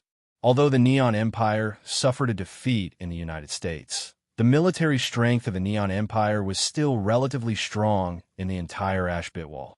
Its colonies were all over the major countries of this world, and the colonial army now had to invite the rich merchants or aristocrats in those areas to exchange them for ransom. These people would also be transported to the Jiangjin talent market and would be subject to unified management. In view of their value, it was not appropriate to use the ordinary slave ships. As long as there was a natural loss among them, it would be a big loss. After all, the Neon Empire was not as rich as it used to be, and they would not easily give up even a mosquito leg. Therefore, in order to ensure safety, the Neon Empire built a large teleportation array in Jiangjin talent market, which was used to transport the kidnapped big clients. In order to stabilize the operation of the teleportation array, many ordinary slaves were made into obsidian magic beads every day as the energy supply to start the teleportation array. Mataro, you don't have to go to the dock today. The general has given the order that a large number of distinguished guests will visit Jiangjin talent market soon. All the stewards have to go there to wait for orders and try to complete the registration and personal wealth check as soon as possible. With the guidance of a senior, Mataro immediately gathered his men and rushed to the square where the teleportation array was located, just like the other stewards. There were 3 teams of free swordsmen and more slave warriors guarding the square. More than a dozen black-robed mages were scattered around the teleportation array, constantly mobilizing the energy in the obsidian magic beads. A light blue curtain of light lingered above the granite door. Many of Du Dai's slave warriors were holding shackles and weapons with sharp edges wrapped in leather, waiting for the arrival of the distinguished guest. Chapter 580. The teleportation gate that encompassed almost the entire plaza suddenly began to vibrate. At first, none of the black-robed wizards noticed anything unusual until the pale blue light screen gradually changed color, becoming dark and gloomy. An evil aura gradually spread out. Quickly take out all the obsidian magic beads. This teleportation gate connects to the lower planes. An elderly black-robed wizard suddenly opened his mouth and said loudly to his colleagues. All of the black-robed wizards came to their senses and hurriedly carried out the old wizard's suggestion. However, something that made them feel incomparably horrified happened. Those black-robed wizards who extended their fingers into the core of the spell formation, wanting to dig out the obsidian magic beads, found that their palms were no longer listening to their commands. Moreover, the spell formation seemed to be possessed and actually began to absorb the energy in these spellcasters' bodies. Some wizards wanted to pull out their palms, but in the end, it was all in vain. They could only watch as their palms slowly withered and withered. What was worse was that this situation continued to spread to their arms and bodies, and the speed of the change was getting faster and faster. "This is the only way," one of the black-robed mages yelled in despair. Then, using his unaffected hand, he took out a dagger and viciously chopped down at his shriveled hand. Splat! Because a large amount of water had already been lost, that arm did not bleed too much. However, the heart-piercing pain still made the spellcaster, who had lived like a prince for a long time, howl in pain. However, his success still inspired his other black-robed colleagues, and they all began to imitate his actions, using various methods to break off their own arms to avoid the fate of being sucked dry. For a moment, miserable howls rose and fell, echoing throughout the entire plaza. The situation here was quickly reported to the administrative staff of Jiangjin, and more black-robed spellcasters, as well as groups of free swordsmen and slave warriors, quickly rushed over. Many spellcasters began to bombard the teleportation gate with spells, attempting to disrupt the stability of the space around the gate. Those swordsmen and warriors, on the other hand, got into a defensive formation in case of an emergency. The situation isn't right. Why is this teleportation gate so stable? So many spells aren't interrupting its operation? Dozens of powerful spells bombarded the teleportation gate, but they didn't even cause the slightest ripple. The gate was still flickering with an evil light, which made people shudder. Many spellcasters had already given up on the futile attacks on the portal. Instead, they were preparing new spells to deal with the underworld demons that could rush out of the portal at any time. Time ticked by, and Mitaro, who was hiding behind the crowd, quietly looked at the portal.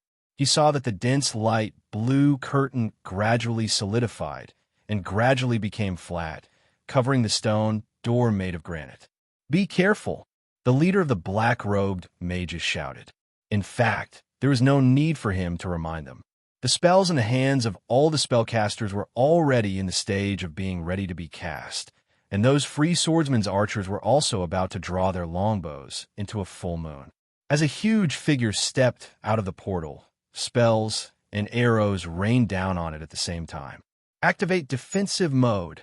The long-handled spring on the back of the clockwork Megalosaurus spun rapidly, and steam spewed out through the gaps in the grill on the surface of its body. The scales, which were completely made of metal, were instantly pushed in front of it layer by layer, forming a huge metal shield. Most of the spells that hit the shield were directly annihilated, and only a few exploded with the power they should have, but they only left a little scorch mark on the shield. As the clockwork Megalosaurus continued to move forward, the spellcasters and warriors of the Wusong Empire felt unprecedented fear and powerlessness. None of the spellcasters could recognize what kind of underworld creature this huge mechanical behemoth was. In fact, they couldn't be blamed. After all, the clockwork Megalosaurus had just retreated from the bloody front line, and there was a trace of the abyss aura around it. However, as the clockwork Megalosaurus moved forward, more and more creatures began to surge out of the portal behind it. Some of them looked similar to some of the races in the Ash world, but some had completely different appearances from the creatures of this world. However, as the number of these creatures increased, the black-robed mages finally came to a realization. They are not demons from the underworld. Yes, they were not demons from the underworld, but a group of mercenaries from another plane. Because they had just experienced the baptism of the bloody battle. When faced with the attacks of the Wusong people, this group of people who had seen the world actually felt a little childish. In addition, the clockwork Megalosaurus had taken most of the damage, so this level of attack was simply too easy to deal with. Form the crow formation and attack at will. Eliminate this group of reckless fellows and clear out the space for the coming troops. After walking out of the portal and judging the situation on the battlefield, the desert elf Brock waved his scimitar in the air and ordered the vanguard troops. Under the effect of the sound spell, his words were transmitted to everyone's ears. After the mercenaries from another plane heard it, they immediately executed the order. On the Wusong side, the first to be countered were the mages in black and gray robes. After all, whether in terms of quantity or quality, the spellcasters of this group of mercenaries from another plane were far superior to the Wusong mages. The spellcasters of the mercenaries from another plane did not use any spells. Instead, they just used some targeted countermeasures to silence the Wusong mages. The rest of the matter would be left to the warriors who were rubbing their fists and rubbing their palms, ready for a big battle. Like ravens coming out of their nest, they formed several arrow-like formations and rushed toward the enemy. Caught off guard, the defensive formation formed by the free swordsmen and the slave warriors was no different from a piece of paper. A single poke would leave a hole in it. The situation on the battlefield showed signs of being one-sided. This was actually very normal. After all, when faced with a group of mercenaries who could slaughter demons, it was understandable that ordinary soldiers could not resist. Soon, the entire Zhejiangin talent market became chaotic. As more and more guards were dispatched to resist the mercenaries from another plane and the clockwork Megalosaurus that came out of the portal, the slaves who lacked supervision quickly seized the opportunity and started a new riot.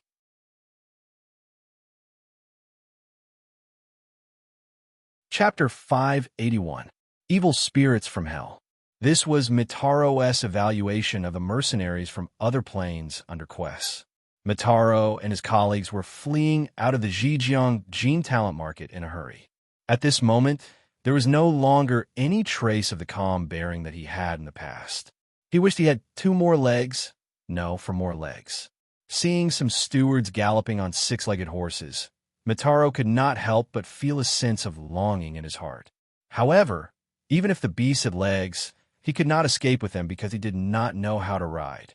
Unlike them who were fleeing outside, the generals who were in charge of guarding the Jiangjin talent market all rushed in with their subordinates in a panic. Jiangjin was a place that the Neon Senate and the general had their eyes on, and there was no room for any mishaps. But what would happen here was not up to them.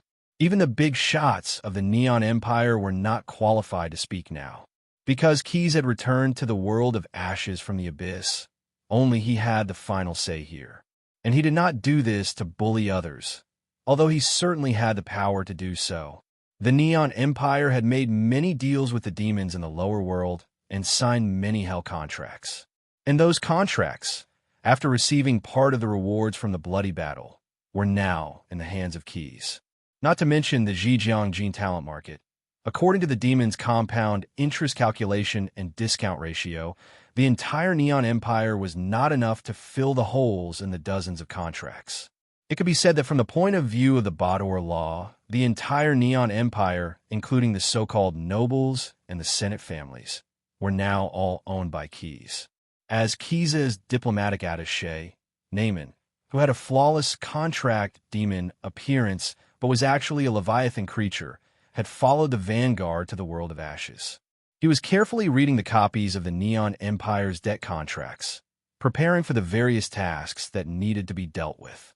How stupid they are to believe that the rabbit-skin-splitting business can be profitable. Naaman was a little puzzled. Why would anyone believe in this business designed by some of the ancestral demons in the land of Bartholomew Hell? In order to get a profit that doesn't even exist, they use so many human souls as collateral to get a loan from the Avernus Support and Financing Center. Let me see. The so-called Avernus Support and Financing Center was a for-profit organization run by the acting suzerain of the first level of the 9 Hells of Bador. Its main business was to provide financial support to the mortals in the material plane after receiving collateral. However, as a loan, the financial support not only followed the basic principle of 90%, but also 13%. The interest rate would fluctuate according to the customer's rating. Now, the rating of the Neon Empire had dropped to a very low level, so the interest rate had risen to an unbelievable level. The loan of 50,000 soul prisms has become 150,000 soul prisms every year, and that's just the interest. Naaman could not help but sneer. Well, the Neon people who signed the contract are not familiar with the rules of writing the cursive purgatory. They don't know that by changing the direction of the cursive, the soul prisms that need to be repaid will be raised by 2 grades. According to the number of mortal souls needed to make the soul prisms, they have to pay 300,000 mortal souls to the 9 prisons of Bader every year. 300,000 mortal souls was almost the total amount of the Neon Empire's talent trade every year, and this was only the debt that needed to be repaid in one contract. There were more than 20 similar contracts, and there were more than 10 contracts that owed more money. In other words, it would take every single Japanese 10 lifetimes just to pay off all the IOUs in Naaman's hands. According to the rules of the 9 prisons of Bader, only a contract with a profit of more than 100 times was considered a good business. A contract with a profit of more than 10 times was considered a bad asset at most. It was perfect to use these things as compensation for the rewards of the bloody battle. Therefore, when Keys asked for these things, the Logistics Management Department of the Expeditionary Army of Bader approved it without any hesitation or reluctance. He even thoughtfully gave him a large-scale interplanar teleportation as compensation for quests. At this time, those high-ranking Neon leaders did not know that their biggest creditor had come to them personally. As Keys stepped out of the portal with his companions, the battle in the Jiangjin teleportation square soon came to an end. The light curtain between the stone doors made of granite flickered twice and then completely extinguished. Nearly 100,000 mortal mercenaries from other planes who had experienced the bloody battle. Now they were Keys' private army, lined up neatly in the square, ready to attack anyone who dared to disobey the will of the young blue dragon. In their opinion, A commander who could kill a demon lord in the bottomless abyss was like a god, or even better. Israel was not to be disrupted. Seeing Keyes walk out of the portal, Naaman, who had been waiting here, quickly bowed and then said, "I'll talk to those who were caught. By the way, tell them what kind of contract the Neon Senate and the General signed and how much responsibility they have to bear for those big shots." After hearing his words, Keyes nodded and added, "Hurry up. If you can't do it, go to them yourself." "As you wish," Naaman smiled. "If they cooperate, they can live for a few more days, and at the same time, leave a glimmer of hope for themselves and their descendants. If they don't cooperate, then, sir, you can directly send someone to talk to the so-called Senate. But no matter what choice they have to pay the debt to hell. From today onwards, the Neon people can only sing sad poems." Naaman, who perfectly inherited all the abilities of the contract demon, also inherited the vicious heart of the Batsa devil. What he wanted to do was nothing more than to find a few people in charge of the Jianjin teleportation square and reveal the deal between the Senate, the General, and the 9 prisons of Bader. He also wanted to tell them, the fate of you and all your descendants have been placed on the gambling table by those big shots. Unfortunately, they have lost all their money. With the contract demon's ability, those people would definitely believe his words.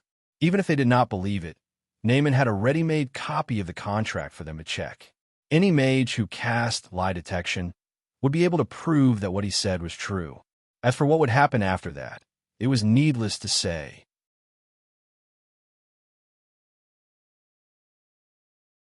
Chapter 582.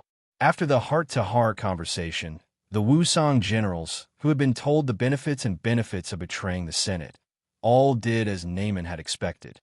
In exchange for a chance to pay off the debt of hell, they and their families had betrayed the Senate. But in fact, this was only their wishful thinking.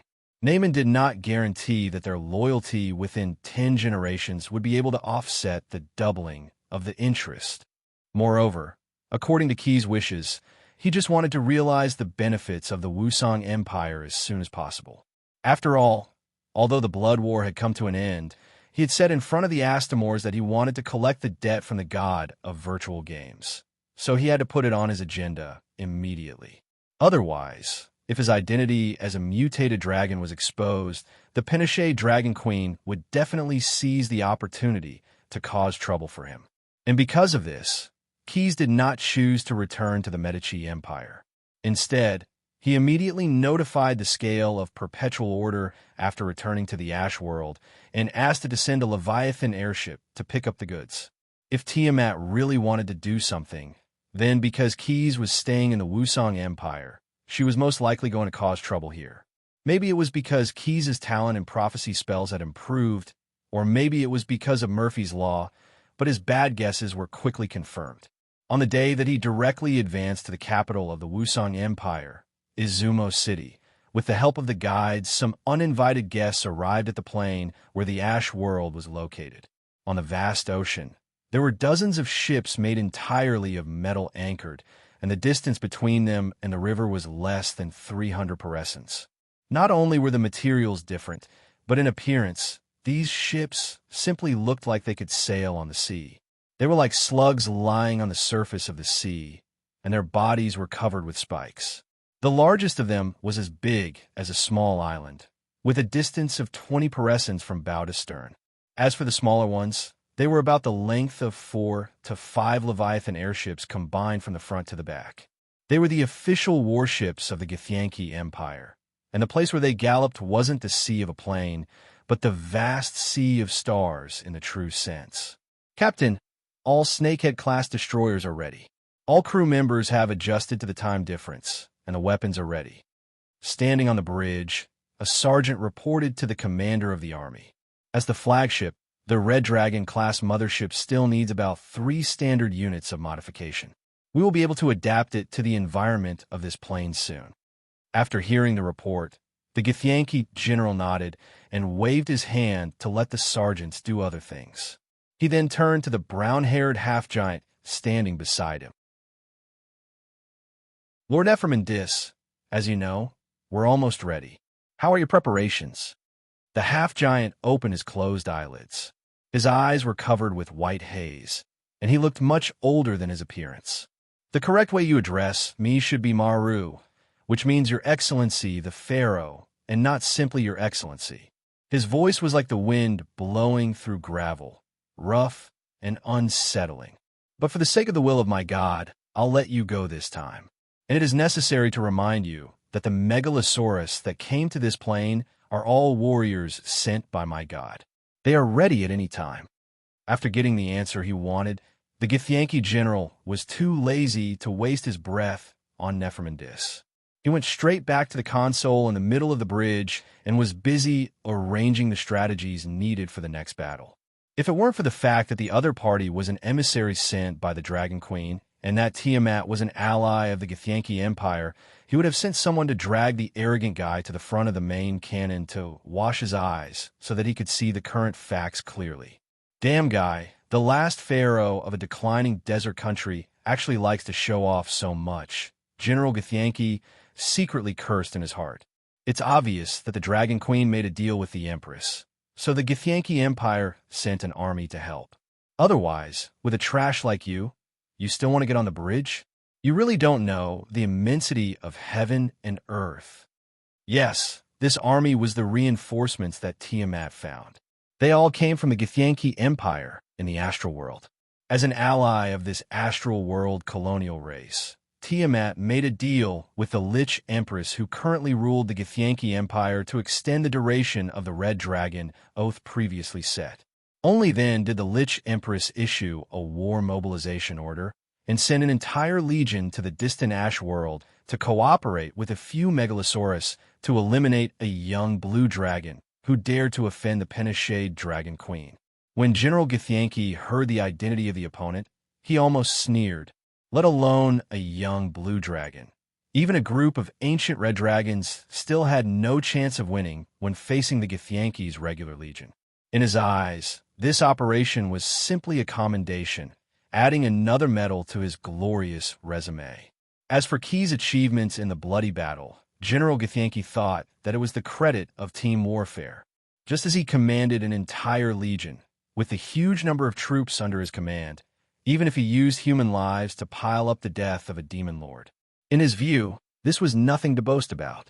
He himself had led an army to eliminate many powerful Mind Flayer fortresses, and the strength of those Mind Flayer masterminds was actually not weaker than the lords in the abyss.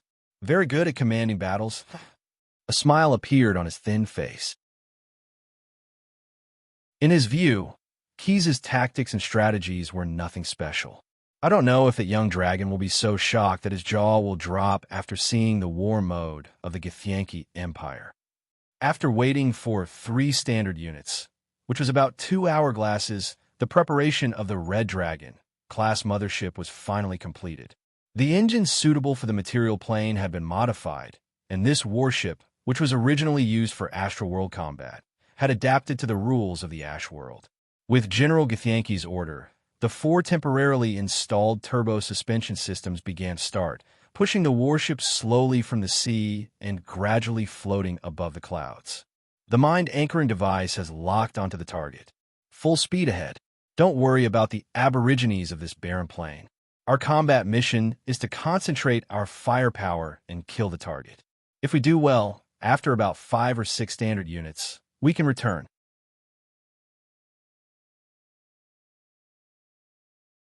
Chapter 583. The Red Dragon class battleship was like a moving dark cloud, lying high in the sky, while other Snake-class battleships wandered around it, constantly providing protection. Those participating in this operation were all regular troops of the Githyankis. Among them, there was a 100-man team of Githyankis with silver swords. Although in terms of numbers, they were only about 1/10 of the expeditionary army under Key's command, with excellent equipment and excellent tactics evolved in the astral world for decades. The troops of the astral world colonial empire were even confident that they could wrestle with the demon army in the lower planes. The latter had never dared to go to the astral world to provoke the tiger's whiskers of the Githyanki's empire. In order to achieve a precise strike on the target, In addition to the battleships that descended in the Ashes world, they also deployed 6 Snake-class special battleships in the astral world on the periphery of this plane. Based on them, using high-power psionic power amplifiers, the Githyankis established a high-efficiency psionic communication system. In addition, with the help of this high-power amplifier, the psionic warlocks left on the spy satellites could also conduct a psionic search covering the entire Ashes plane. Therefore, they quickly locked onto Key's whereabouts and sent the precise coordinates to the psionic signal receiver of the Red Dragon class mothership in real time. For the target to be eliminated, the Githyankis also developed 2 plans. The preferred plan was to use airstrikes, but their airstrikes used a device called burying songburner instead of backward kinetic or explosive weapons. The alternative plan was to release a 100-man team of Githyankis and use this elite armed force to behead Keys. Neferm and Dis, who came with them, the ancient brown dragon in the form of a half-giant, would lead several warriors under Tiamat to launch the first round of attacks on Keys to buy some time for the activation of the burying songburner. Therefore, General Githyankis deliberately communicated with him before the battle to determine the situation of those warriors. Although he was displeased by Neferman Dis's arrogant attitude, his solemn vow made the general feel more at ease.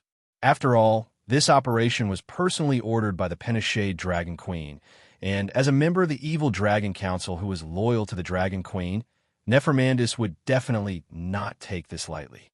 In fact, as early as the Githyankian fleet was still in the preparation stage, several warriors who were currently under the command of Nefermandis were sent out by him to inquire about Keys. They were all 5-colored megalosaurus above the legendary level. Some of them were even rather famous in the entire multiverse. For example, the old green dragon nicknamed Azure Bloodstorm was one such example. In a certain plane called Klein, because of his cunning schemes and vicious attacks, a species of elves was almost wiped out by a megalosaurus. Even though this guy was actually serving some of Tiamat's plans, he was still hated by many gods of the elven divine system, and those gods had sent divine punishment killers to him.